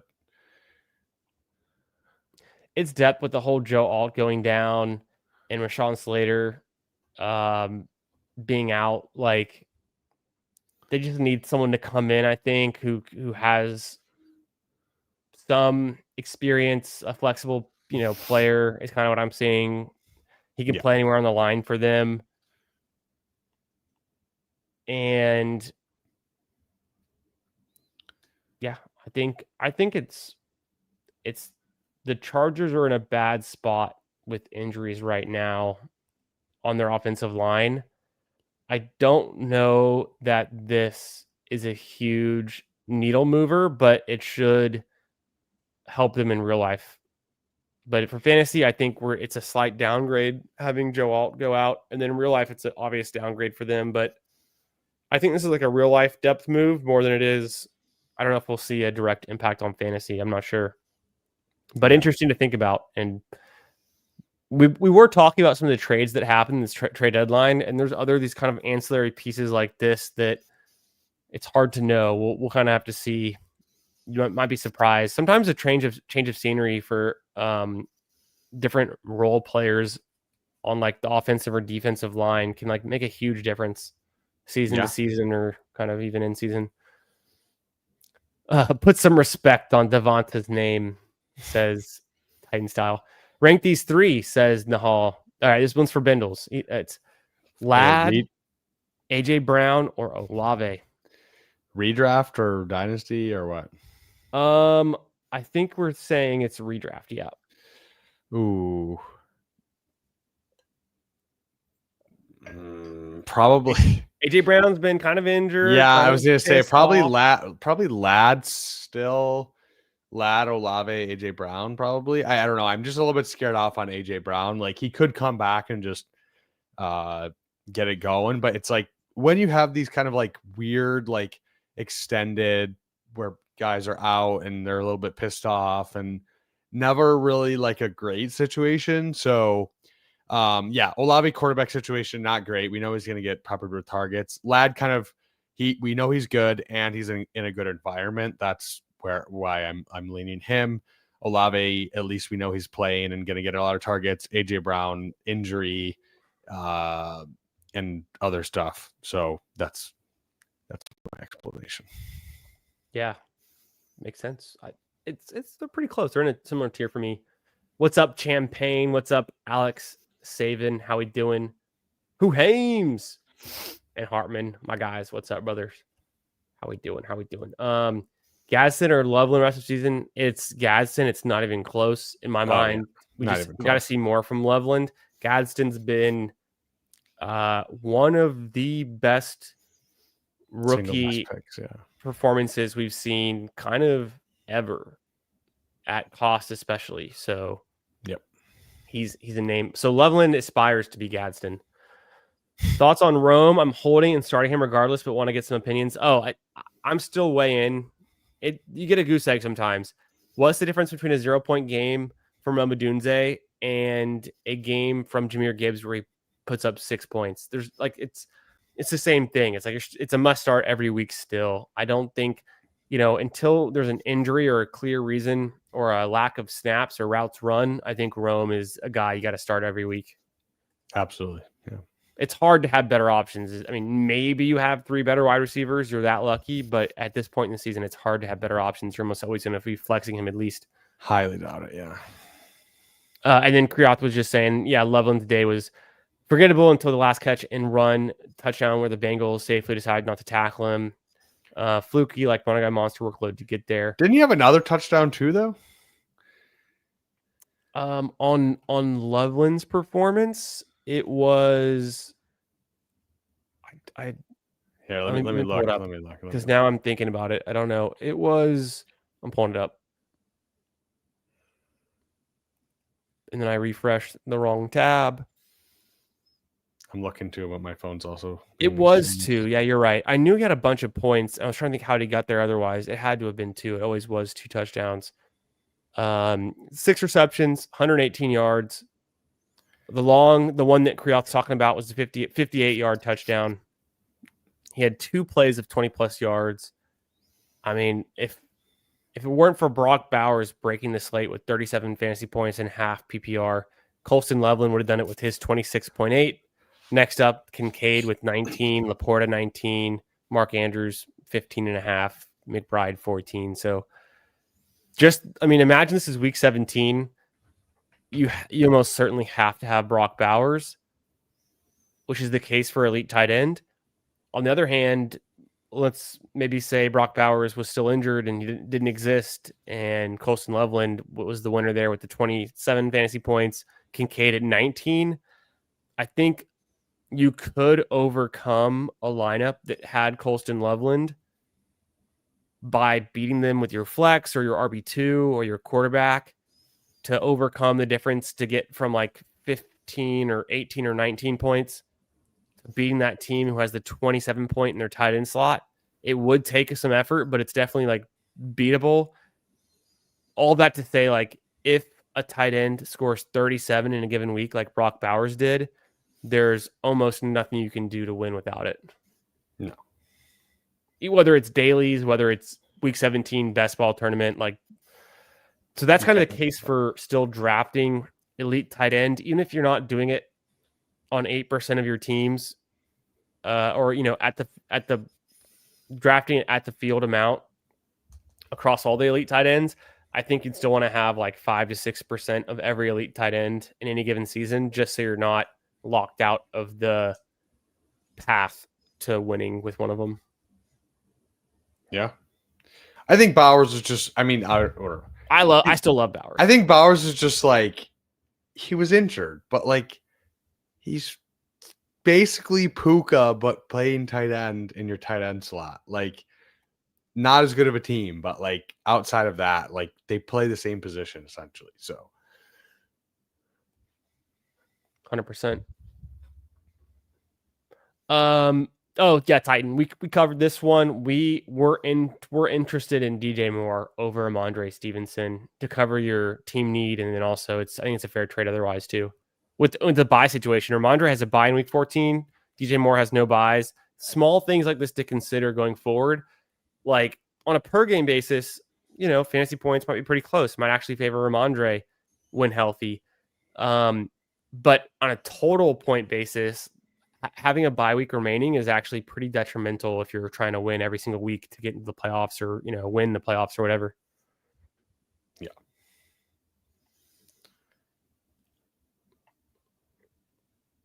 Yeah. Wish had been a little bit more bearish on Jaden. It's tough in a different scenario, a different path. He's not injured and he's killing it. So sometimes it can be painful to know ball so well that you get overconfident in a player, but then the injury bug or like the injury outcome is what actually does you in. I experienced that a lot in 2024 when I had 35% Nico Collins, which seemed like the play until he missed 6 games with the hamstring, and then it was not the play. Also, he wasn't the guy you needed week 17, so it didn't matter at all at the end. Oof. Yeah, I think this is so true. It's like, yeah, Jaden Daniels lifts all boats. Like we're so in.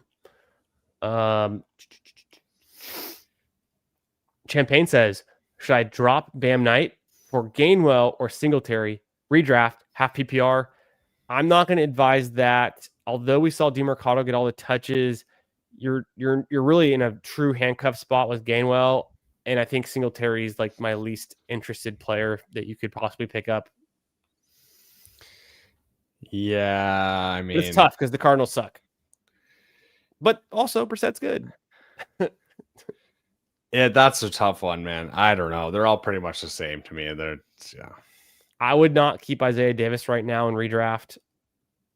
And then should I drop Mixon from my R to put Jaden Reed in it?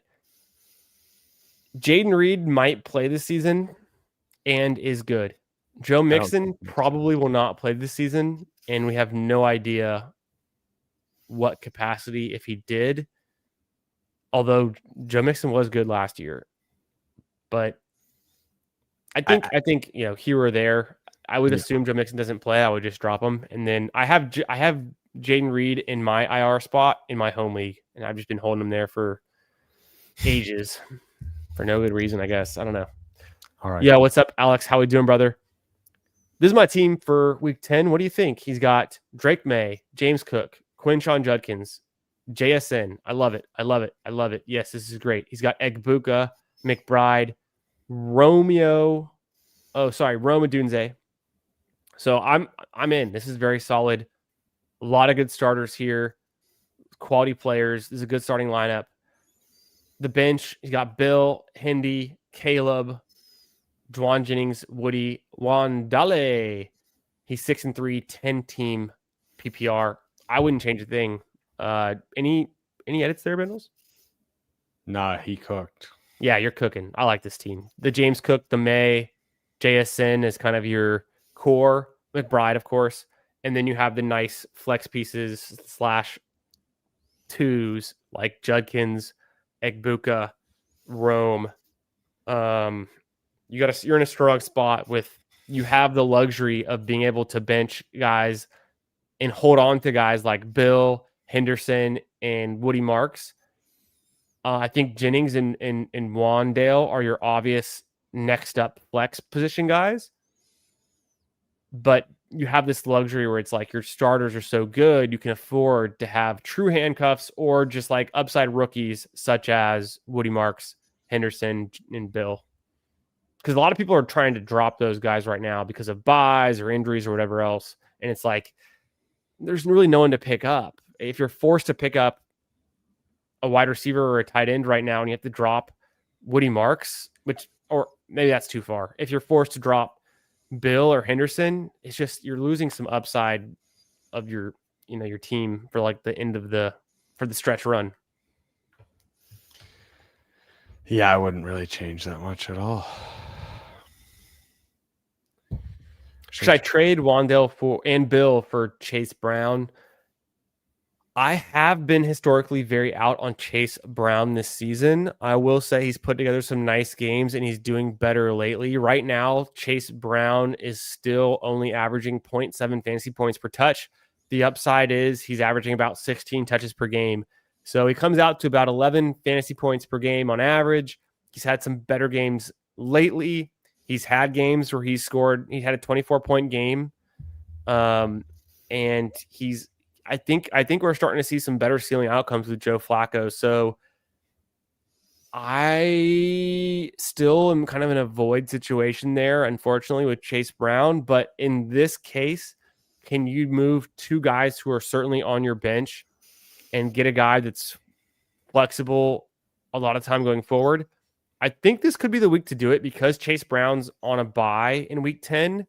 That team might be desperate for some startable players. And so I think this is kind of a good move, actually. Yeah, I liked it. I like the Chase Brown side. With Flacco, it's way more fun. It's gotten a lot better. It's gotten better. Yeah. Did the Jets trade everyone except Brees because they hate me? Yes, I was actually Hartman.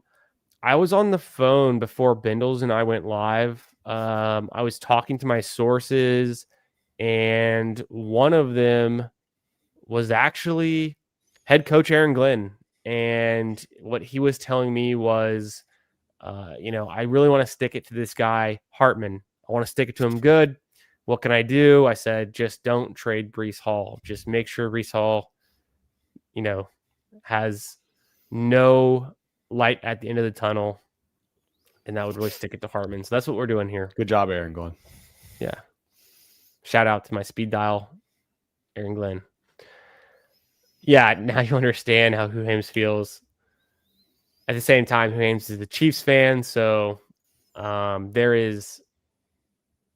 not sure exactly what player specifically Who Hames is talking about, but I have very little sympathy for Chiefs fans such as Who Hames because they have it way too good. Yep.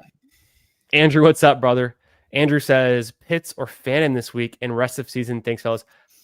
I think without getting too deep into it, first impression, I think I'm slightly into Pitts. I know the Falcons are at Indianapolis.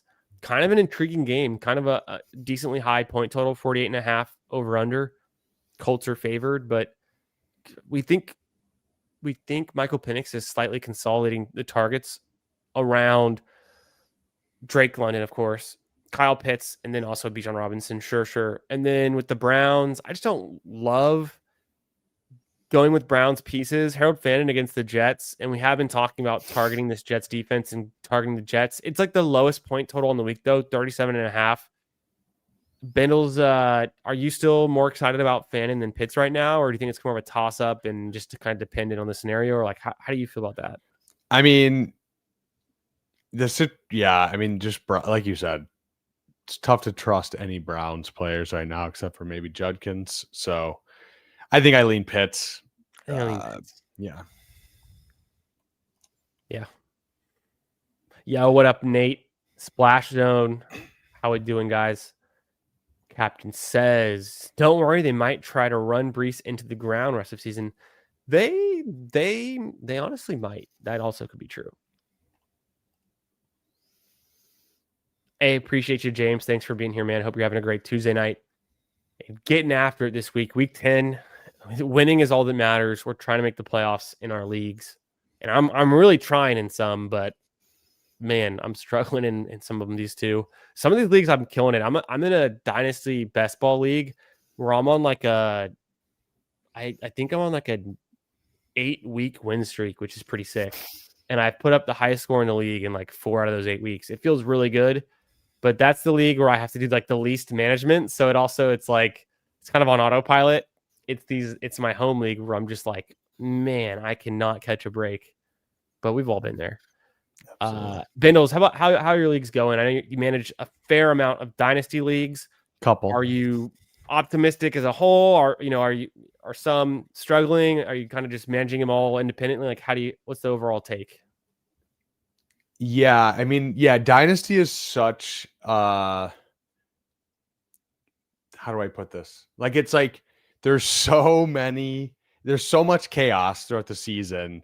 You just know you're going to hit this point where you're just kind of hating a lot of your lineups with bye weeks and injuries and whatnot. But I would say overall, really just right. You're trying to make the playoffs for teams where you're contending. You're just trying to make the playoffs, And then get a bye if it's a super strong team. So I feel like the teams where I'm contending, I would say maybe 75% of them, I feel like I'm in a pretty good position, which seems like a pretty good, you know what I mean, percentage of that. And then I would say another thing is just if you know you're screwed, just blow it up. Don't try to hold on and try to sneak into a 6 seed. It doesn't really make sense. So that totally makes sense.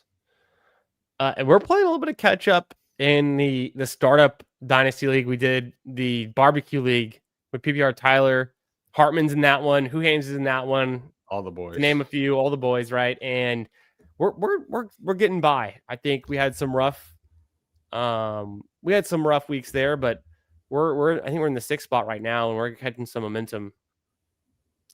Yeah, we had some rough injury luck, but I think we're coming on strong. T-Mac. Yeah. Splashdown says, I got Ricky Pearsall off waivers. I have Terry McLaurin, all injured team. I got Amon-Ra, nice. Garrett Wilson, also injured. 14-player league. Was thinking to package Ricky and Terry McLaurin for a better wide receiver. My flex, who I go for?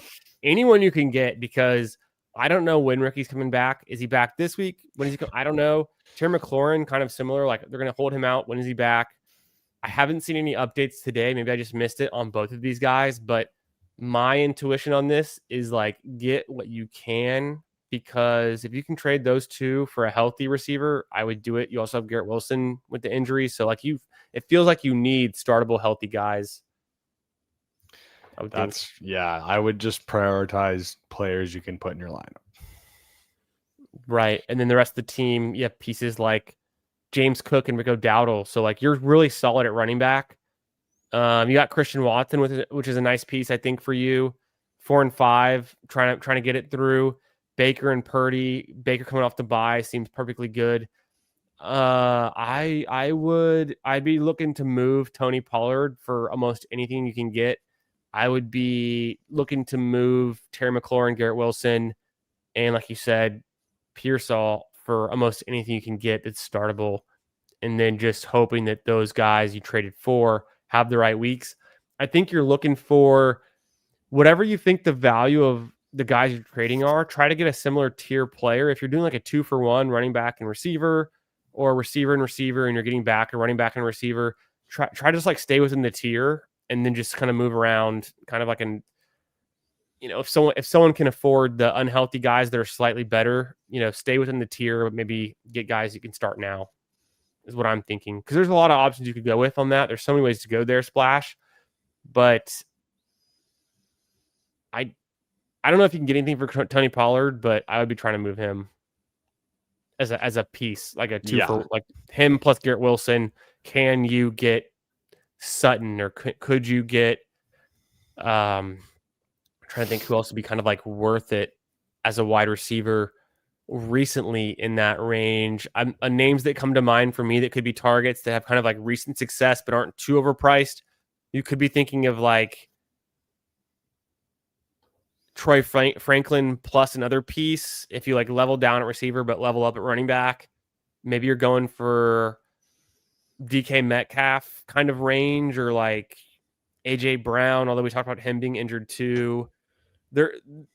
There's some really cheap pieces you could also try to get, like I think Chimere DK could be pretty cheap to get.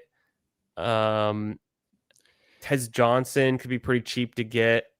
It depends on like, are you chasing the points, or do you think those kind of like those rookies can sustain the roles they've been in?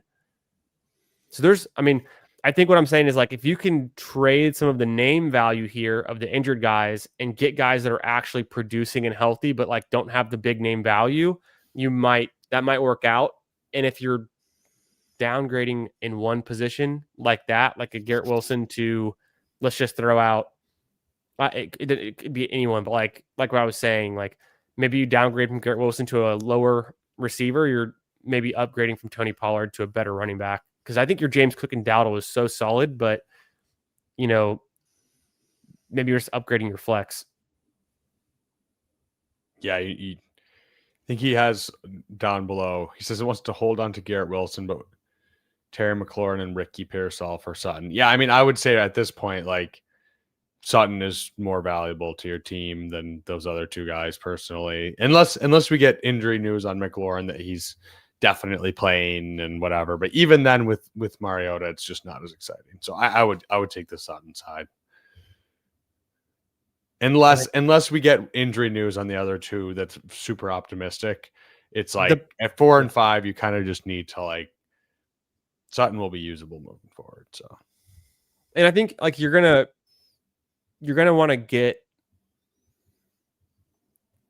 I think you have to balance it, because like don't just do a 2-for-1 with those high name brand guys and just come back with like one guy in that same tier like Sutton who is healthy.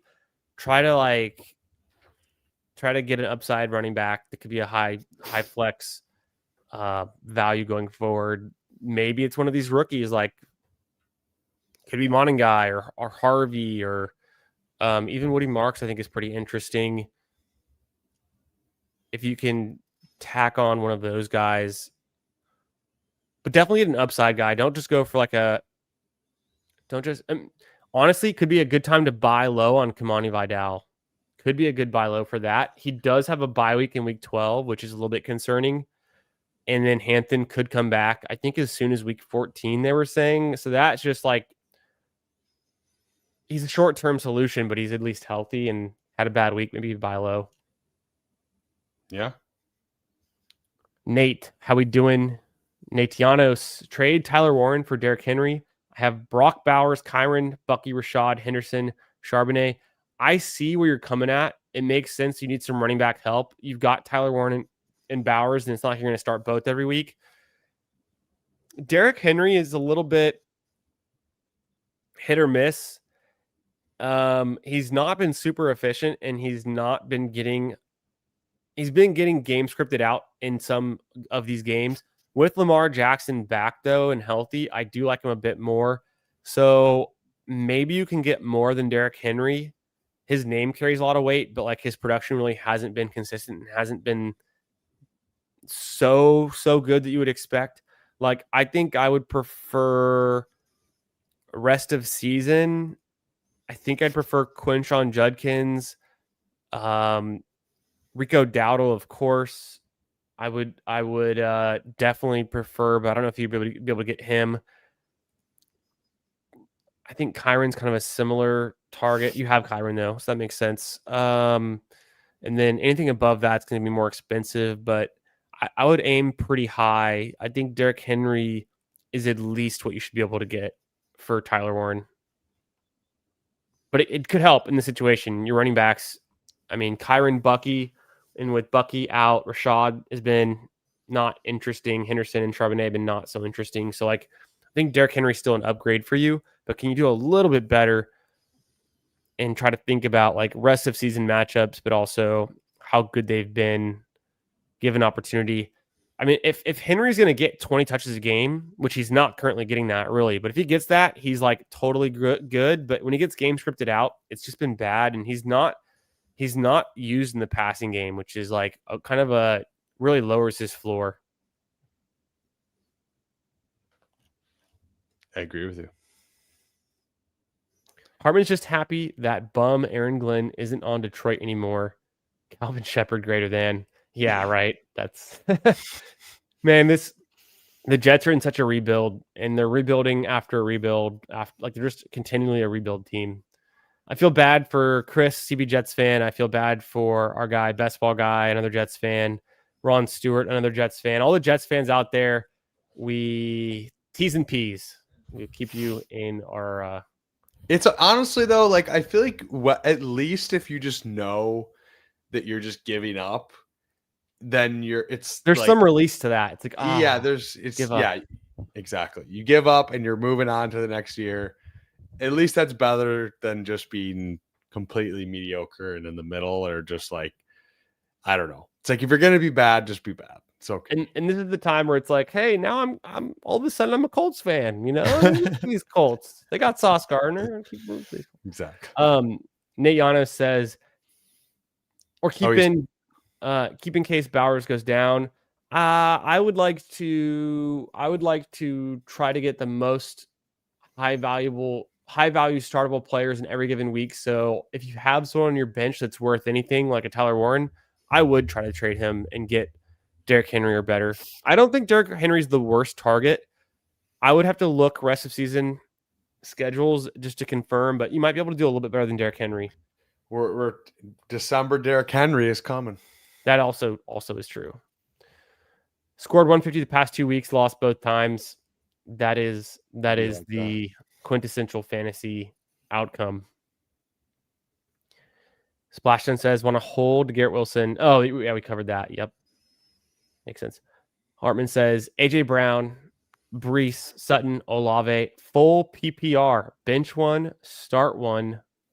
Oh, bench one, start the rest. I am probably, especially this week, right? This week, Brees Hall's facing the Browns, one of the most elite run stop defenses. So to me, given health, I'm just starting AJ Brown, Sutton, and Olave over Brees. Yeah, I'm with you. If AJ Brown is healthy, then yeah, needless to say, right? Even if AJ Brown is like questionable but starting, I'm still going to play him over Brees. I think it's fair. Nate says I could shop Warren elsewhere, package him with something to upgrade. I think that is also a fair way to play it. You might not be able to get the full value of a tight end position, but if you package it, that probably makes him even more appealing as a package than a standalone. Oh, I'm just trading for a tight end. People might not value that as much, but if it's like, oh, they're trading and they're upgrading their tight end, but they also get this nice flex piece that's a slight downgrade for them, but it's worth it to upgrade their tight end. You help them get a better tight end. They help you get a better flex in a running back or a good wide receiver that you would want to flex. I think that makes a lot of sense. Warren for Dowdle to me would be a smash, except I would do that immediately. I'm pretty bullish on Dowdle, and I think, I mean, to put it into perspective, Dowdle is averaging 0.85 fantasy points per touch over the entire season, the 9 games, and he hasn't had his bye week yet. But even when Chubb has been healthy all season long, he's still averaging 14 fantasy points per game. He's getting 16 touches per game. And this is all like this is the average. This is all weighted down to when he was still the backup. So like even more recently, he's been doing way more than that, 20 plus touches. And he's had 3 games this year with more than 20 fantasy points. 2 of those games have gone for more than 30 fantasy points. I think Rico Dowdle is rest of season like a top 5 running back. Like there's some injuries and there's some guys that come back and there's some guys that are really close to that. But for me, rest of season, Dowdle or Achane, it's probably Dowdle. Dowdle or Gibbs. That's where I'm like, okay, my heart says Gibbs, but it's close because Dowdle might just have the better path to higher consistent touches. Although Gibbs is just outright better and on a better team, but like Dowdle is like his offense at this point, and the Panthers are a good running team.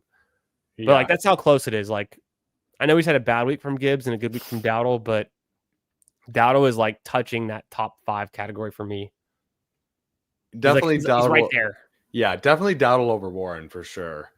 Yeah, Gibbs is tough because Gibbs, it's like he's just like a nuke waiting to happen. It's like Yeah. at all like if Montgomery tweaks his ankle, if he just starts to go on a run, he could just completely be the guy that just is the RB1 the rest of the season. But it's like it's hard to project it like from like that standpoint versus the Dowdle. So it's it kind of depends on how you like to gamble and how you like to play things. For sure. Yeah, now that I'm actually counting the numbers, I'd say Dowdle was like safely a top 8. But that's kind of what I was getting at. I was just being very enthusiastic about it. Well, yeah, no, still fair. There's still like Josh Jacobs, James Cook, Bijan, Javonte, Jonathan Taylor, Christian McCaffrey. Rest of season, like Javonte has already done so much, and a lot of it has been touchdown dependent.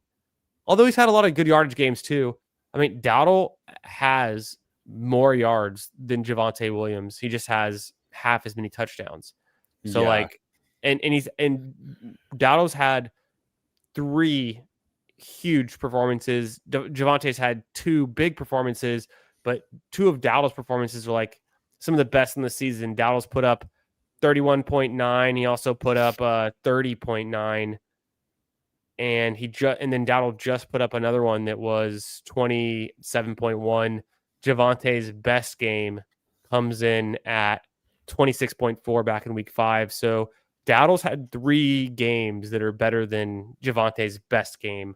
Is Javonte more consistent? Yes, but and they're both kind of consolidating the touches in their backfield. And Dallas is definitely a better team, I would think, overall.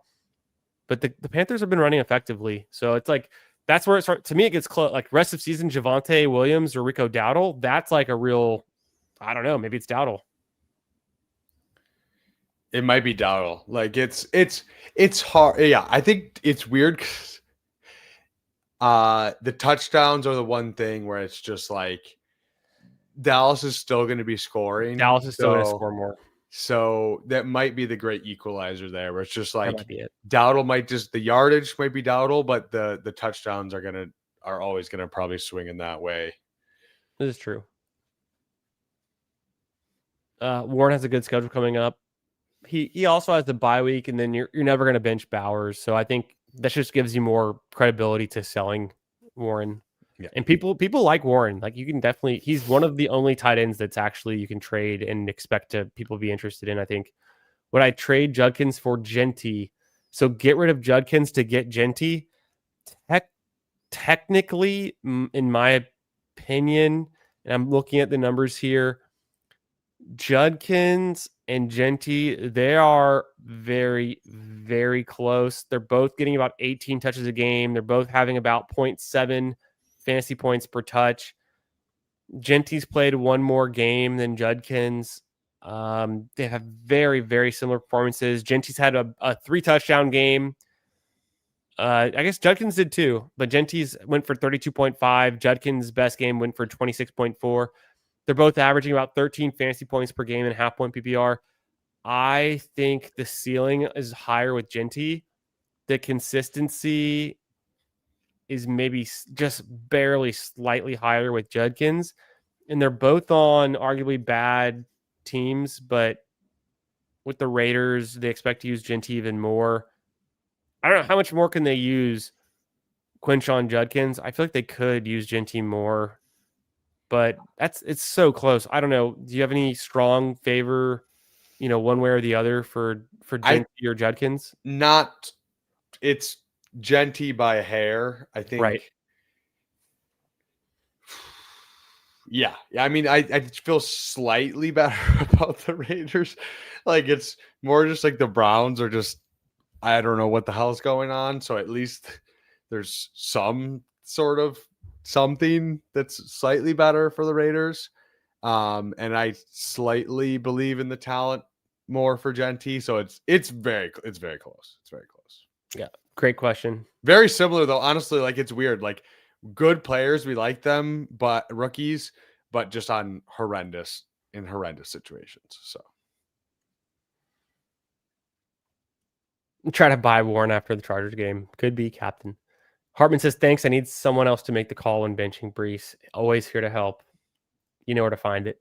Splash Zone, do you think trying to buy low on Rome would be worth it? I do, yes. I would try to buy low on Rome right now. I would try to buy low on Gibbs, but that's not going to work. Like, no one's going to give you Gibbs for, they're not going to fall for it. But Kimani Vidal might be a good buy low.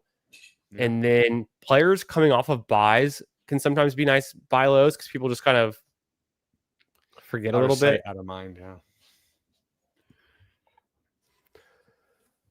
yeah. Brees playing the Browns. Yeah, getting the week off if you can is so true. Yeah, what's up, Bucky Believer? How we doing? Man, I made Bucky a profile pick in my sleeper league in my home league where I drafted Bucky, and it's been rough, man. But we will believe. I'm just holding out hope. Who are we starting? Benson, Boone. Benson Boone. Benson Boone or Trey Benson. I think it's Trey Benson or Kamara. I totally follow, but it threw me off so much. Waivers are rough. Desperation flex. I mean, times are desperate if these are your choices. But no, yeah. Is Trey Benson even back this week? We don't know yet, right? Yeah, it's probably Kamara. It's Kamara, but it's tough because Kamara's just been downright bad, and he really has fallen off. He still has the receiving game upside, like he's catching passes. But when you see that Alvin Kamara is averaging 0.51 fantasy points per touch, yeah, he's getting 15 touches, but that's 7.5 points. So it's like, man, we're down bad, Bucky Believer. Go with Kamara and just hope that he has one good game this season. Champagne says, would you trade Rice for JSN? I'm worried that Shaheed might steal some of Jason's targets. Oh, that's tough. I mean, I don't know. I feel like you can't really go wrong either way. I feel like it's just you can't go wrong either way. Would I prefer JSN or Rice rest of the season? It's like I probably guess Rice, but I don't know. It's so close. Like, I don't know. From weeks 6 to week 9 on a per game basis, knowing that JSN was out week 8, but on a per game basis, JSN has been 22.2 fantasy points per game in half PPR. Rice has been 19.1.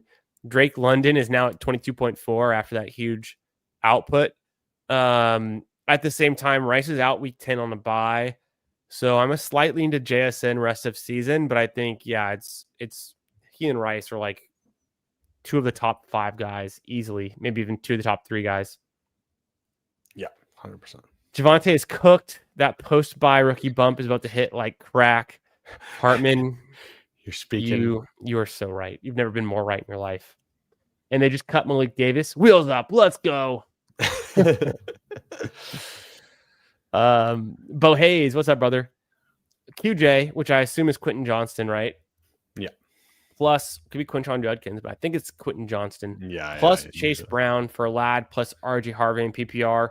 Give me the Ladd Harvey side. Yep.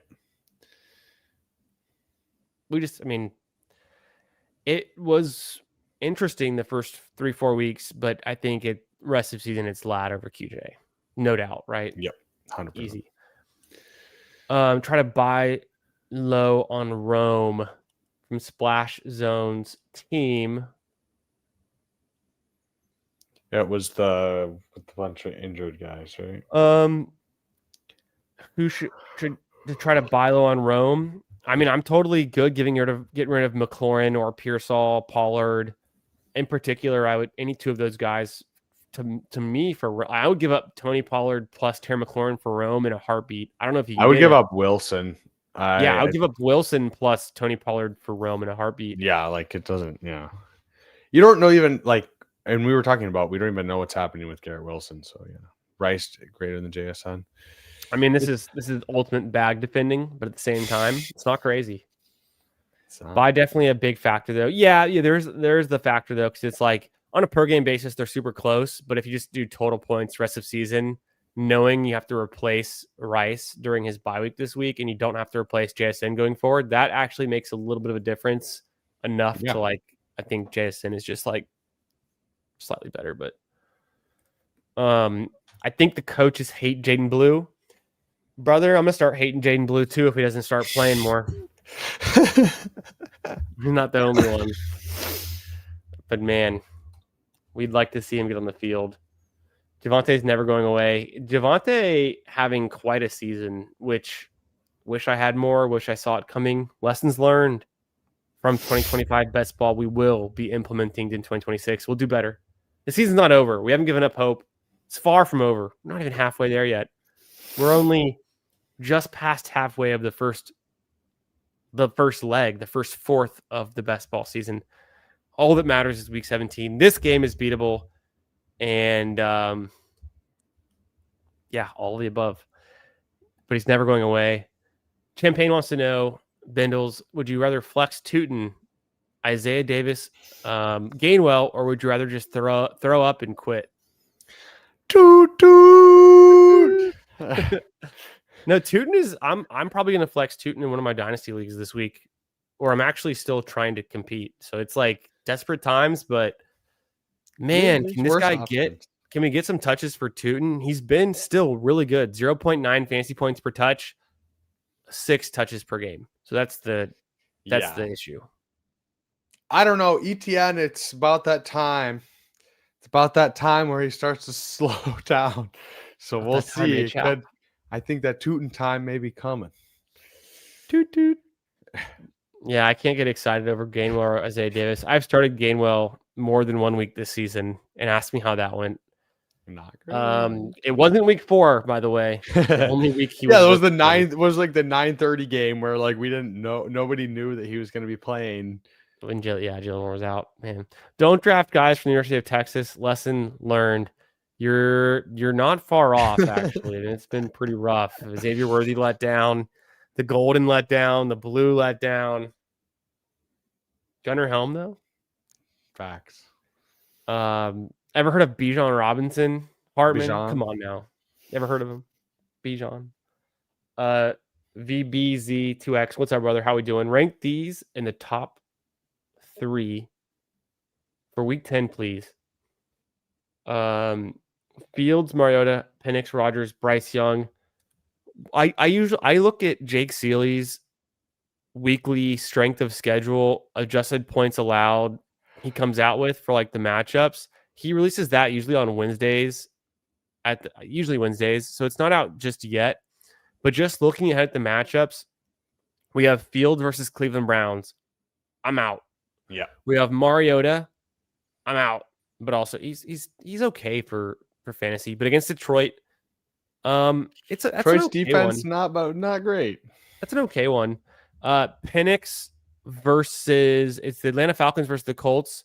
That's kind of intriguing. The Colts just got a lot better though with Sauce Gardner, and they're obviously a good team. Yeah, he's traded though in the middle of the week probably, and high total probably for that game. So the high total. Yeah.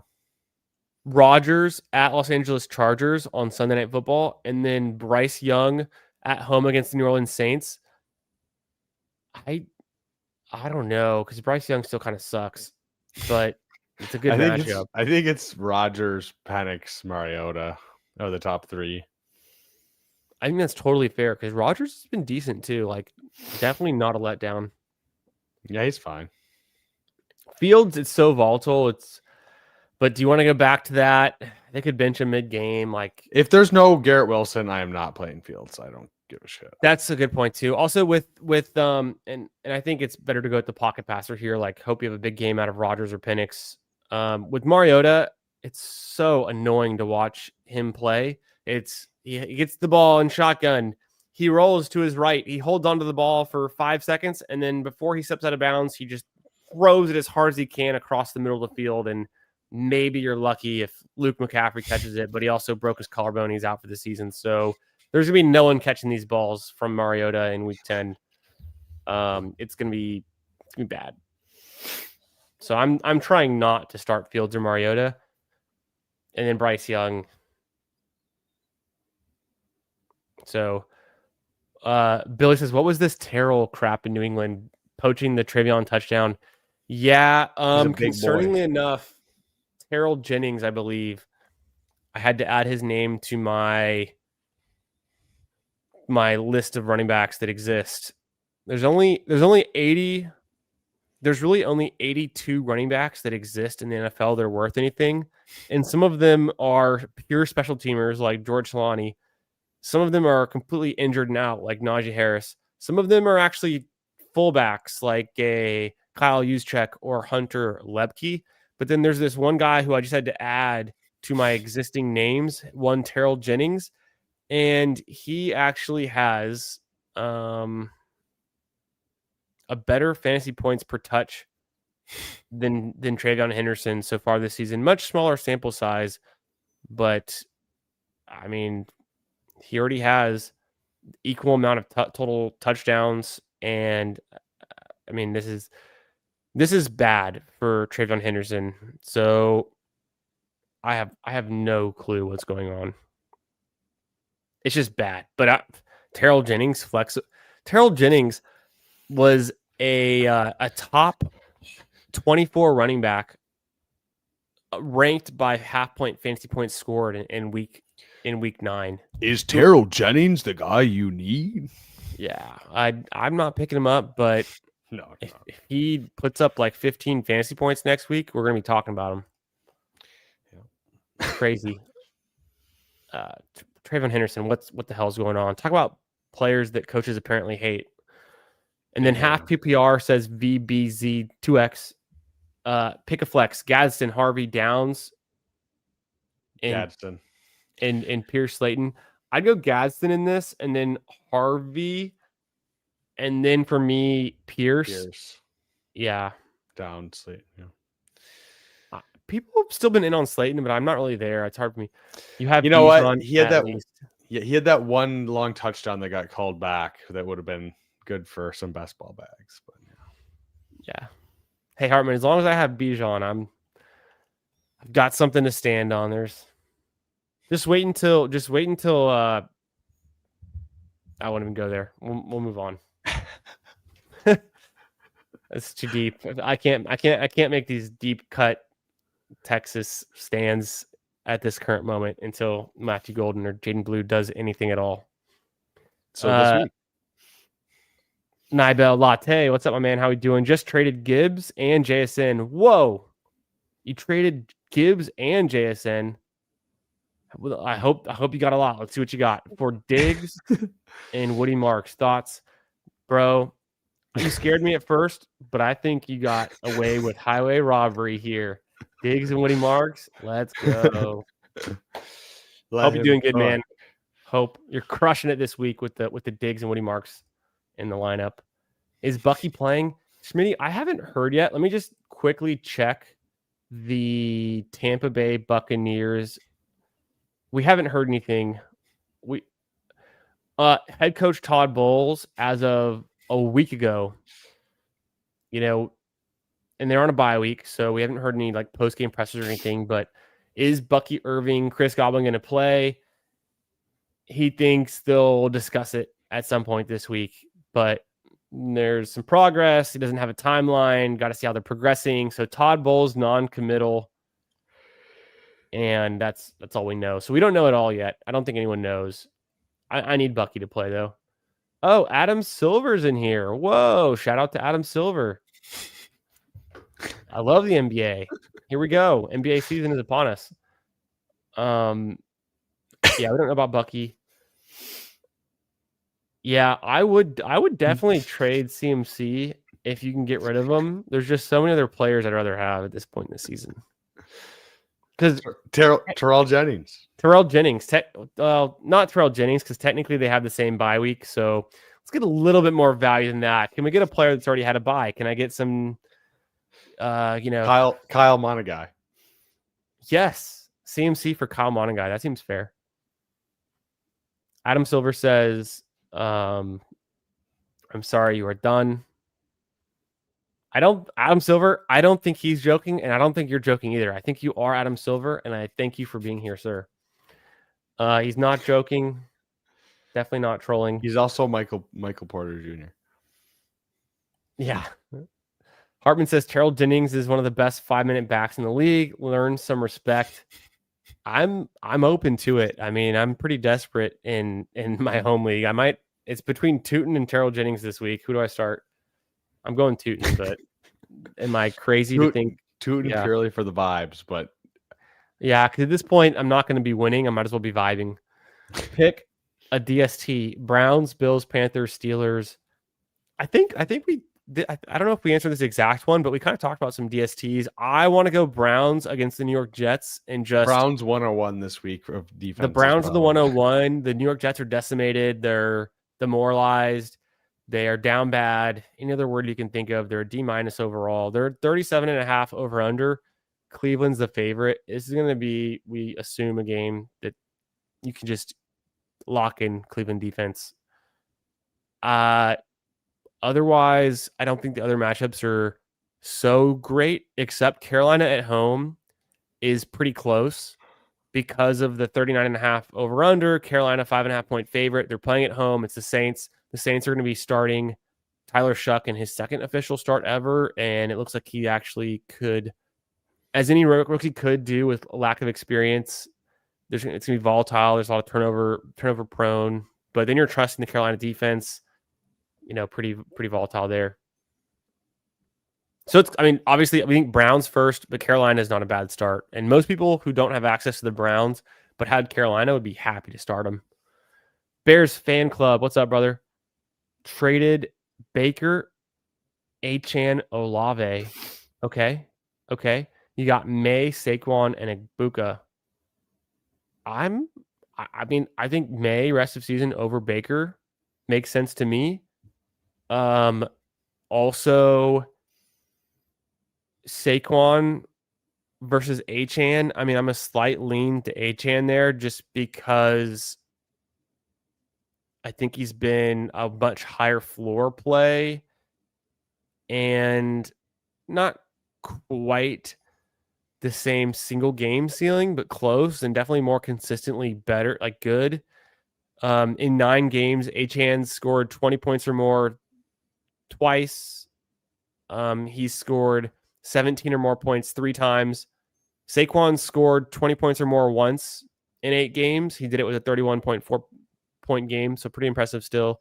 And he's only scored more than 17 points once that same game. So Saquon's been a pretty low ceiling play this year, actually. And he's had some bad games too. Achane's just averaging like 2 more fantasy points per game. And Achane's averaging like 0.2 more fantasy points per touch or 1.5, 0.15. So essentially Achane's just like way more efficient. Obviously a worse team, but Saquon's been disappointing.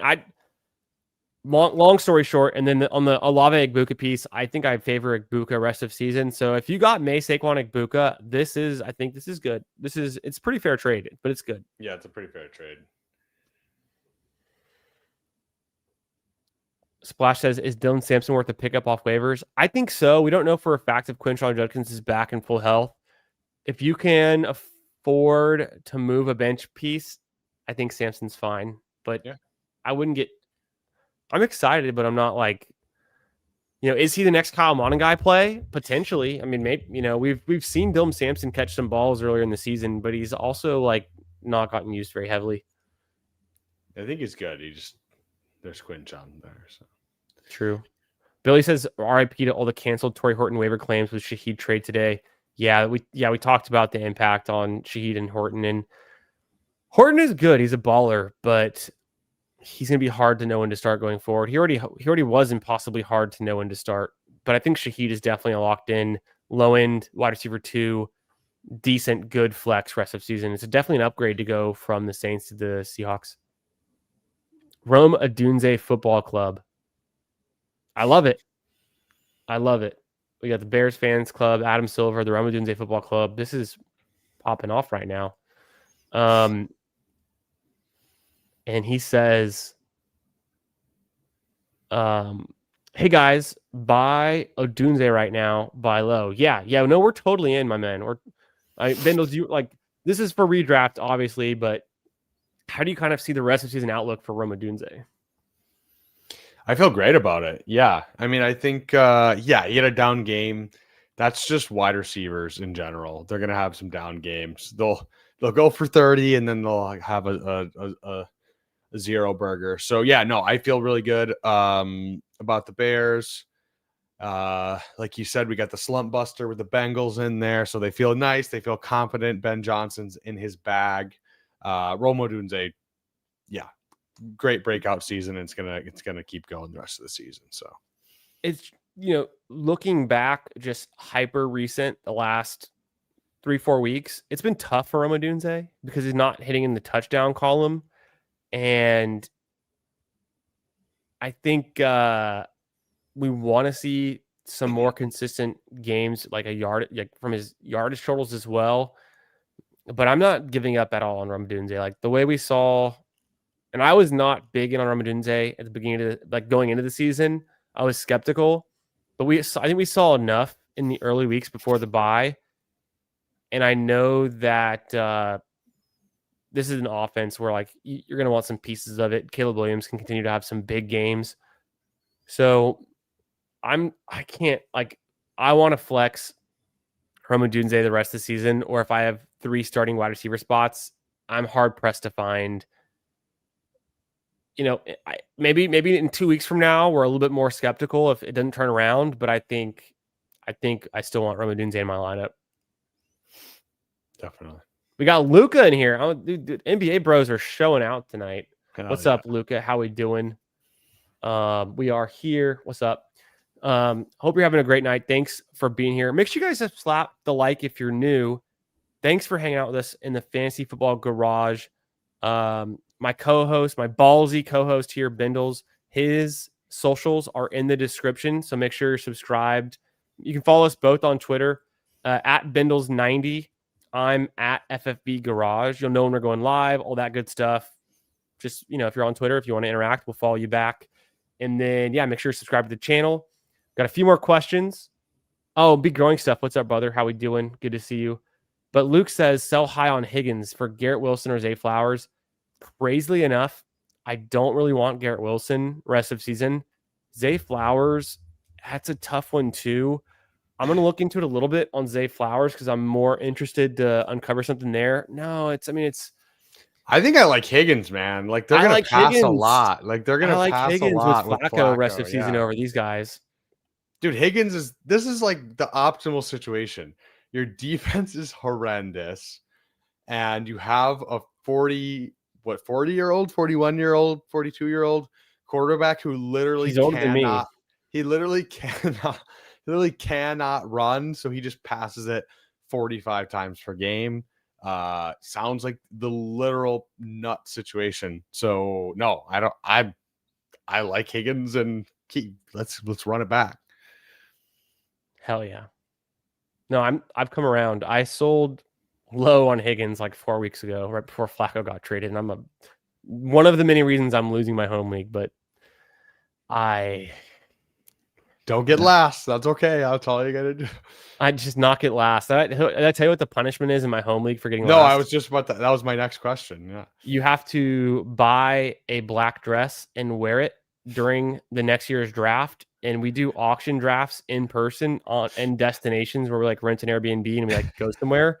And the auction drafts have never gone less than 6 hours long. You have to wear a dress for 6 hours. But is it in public? There's a caveat. There's a caveat too, is typically the guy who wears the dress, not always, but typically they also just get blackout drunk and then end up taking the dress off about 3 hours in. So then that's sometimes the winning formula. Sometimes these teams you draft when you've had 12 beers in 3 hours or a bunch of tequila shots like some other guys have done in the past years. Sometimes it's a winning formula, but no, I've never had to wear the dress, and we've had the dress going on for this is my oldest league. It's my home league. We've been doing it since I was a sophomore in high school. So we're like almost to year 20, like in the next couple, we're getting close to it. But we only have been doing the dress since like probably 2016, 16 or 17. I don't think I've honestly ever come last in this league. I haven't come last since we've had the dress. There's no way I'm gonna get last. I'm gonna pull through. I'm gonna win out. We'll figure out a way to make it happen. You got this, King. You got this, King. I'll give you guys updates every week, and we'll do a dress watch. It's a good segment.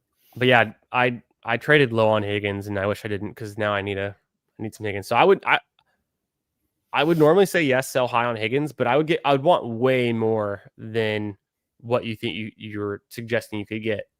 I'd want like a really elite running back or like another decent wide receiver in the same tier plus another piece. And then like if you needed starting pieces, Pacheco got dropped in my FFPC. Do I drop a bag on him or is he cooked?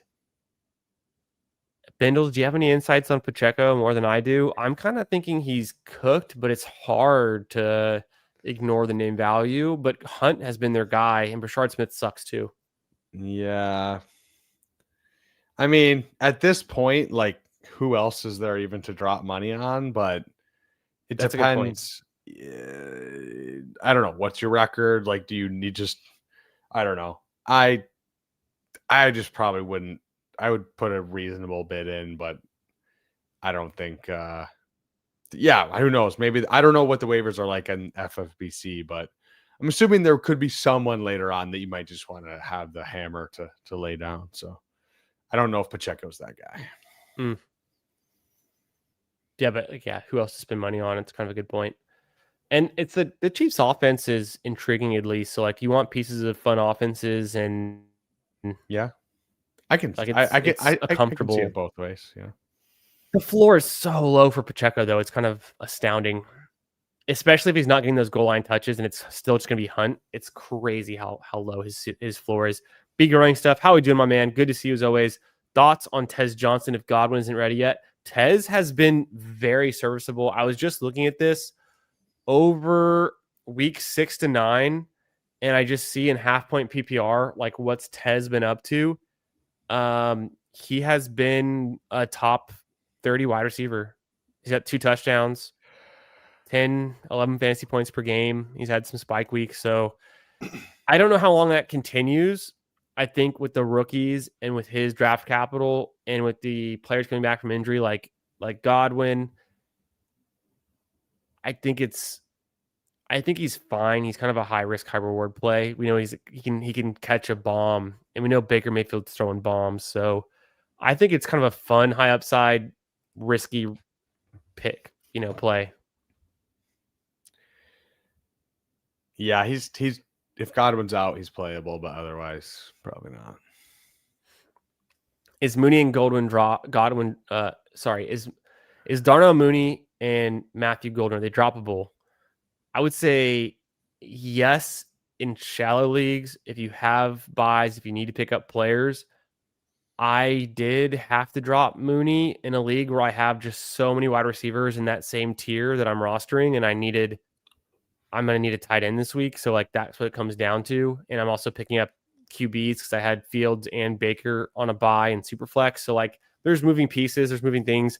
I think they're both borderline droppable. If we find out that Golden's going to miss a week or two with this injury, that would further push me into being in favor of dropping him short term. But I still want to hold out some hope that he's usable. He just hadn't really shown it. Judkins owner want to pick up Sampson. So I, as a rule, want to handcuff other people's running backs. I mean, we know Judkins is a little bit banged up. So maybe this is the time where it's like you do want your own handcuff because your guy might not be able to be started. But as a general rule, I would say like handcuff other teams' running backs so that best case scenario, not only are you starting your running backs, but you also have a new starter entering your potential lineup. So you're increasing the amount of startable players you have, where if you're just like handcuffing your direct players, you're just replacing one for one. So you're never actually gaining a startable roster spot. That's given health. Knowing that Judkins might not play, which I haven't officially heard yet. I know he's banged up coming off the bye. I think this is a situation where it could be just an okay idea to pick up Sampson. At the same time, if let's just imagine that Judkins does sit out with the injury, would I be surprised if like Jerome Ford had more touches than Sampson? not that it wouldn't be that crazy, but I would hope that Sampson gets enough to be usable. But it wouldn't be that crazy either. That it's like either neither one is usable or just like Ford gets a little bit more work. Or Bindles, are you more excited about Sampson than I am?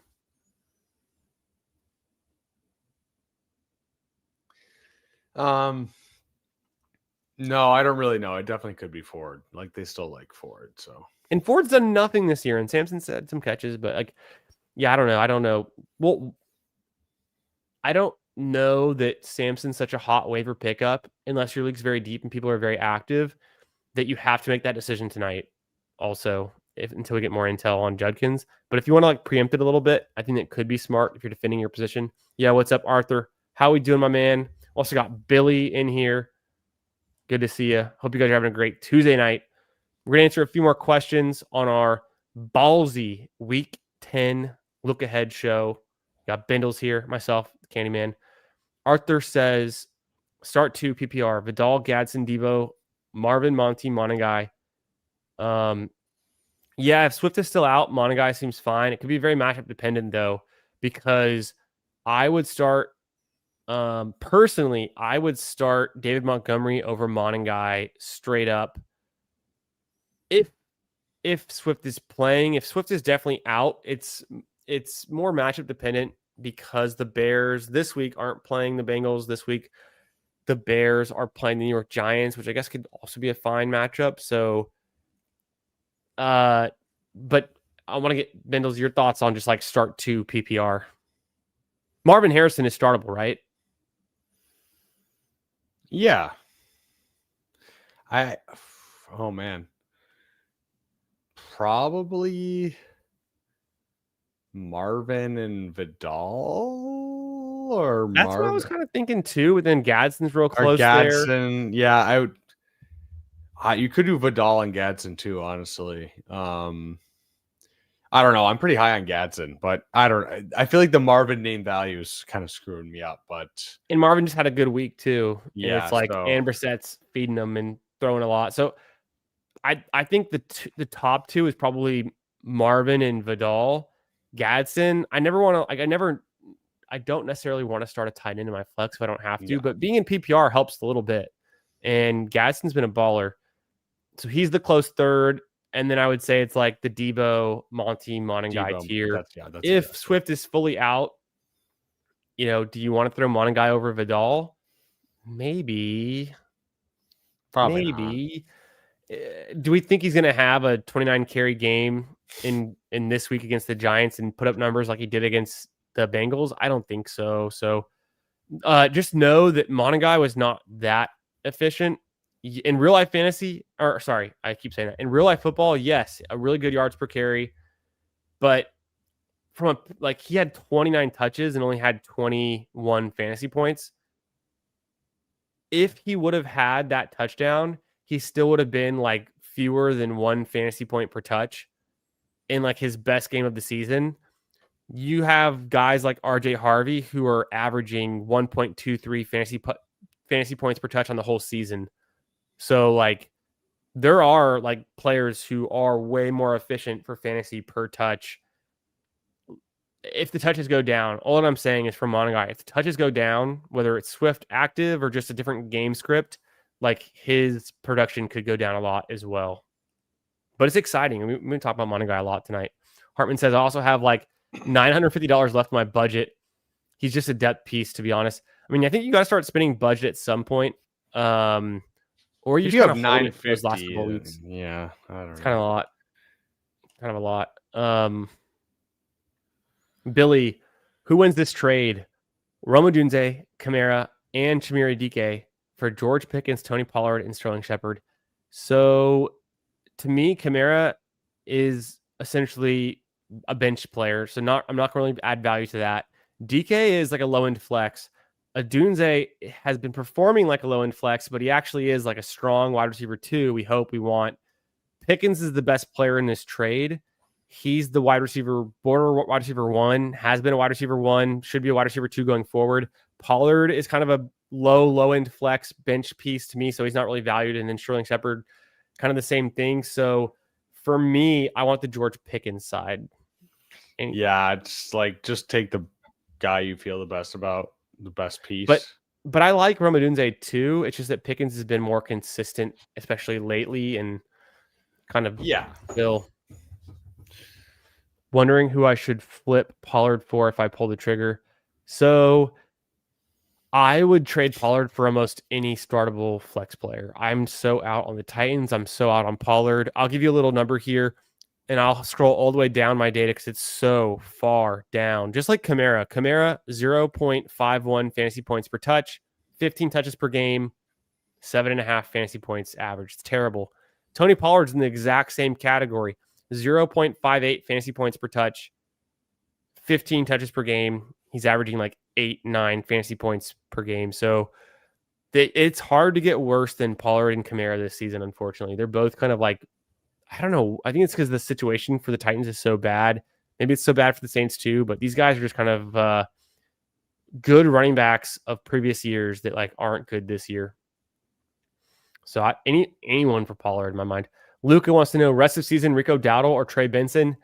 Bro, I think there's like 5 to 8 running backs I would even consider in the same universe as Rico Dowdle. And Trey Benson's none of them. Trey Benson, we saw a little bit before he went out with the injury. The Cardinals aren't that good, and they're definitely not good at running the ball. And the only thing that's kind of redeeming about Trey Benson is the Week 17 matchup against the Bengals, which is a smash spot. But Rico Dowdle is, I mean, if he's not on your team, like try to get him at any cost. He is a top 12 running back, guaranteed rest of season. Like I have no doubt in my mind. And I think I was saying he's like, for me, he's like borderline top 5, top 8. Like he's in that range.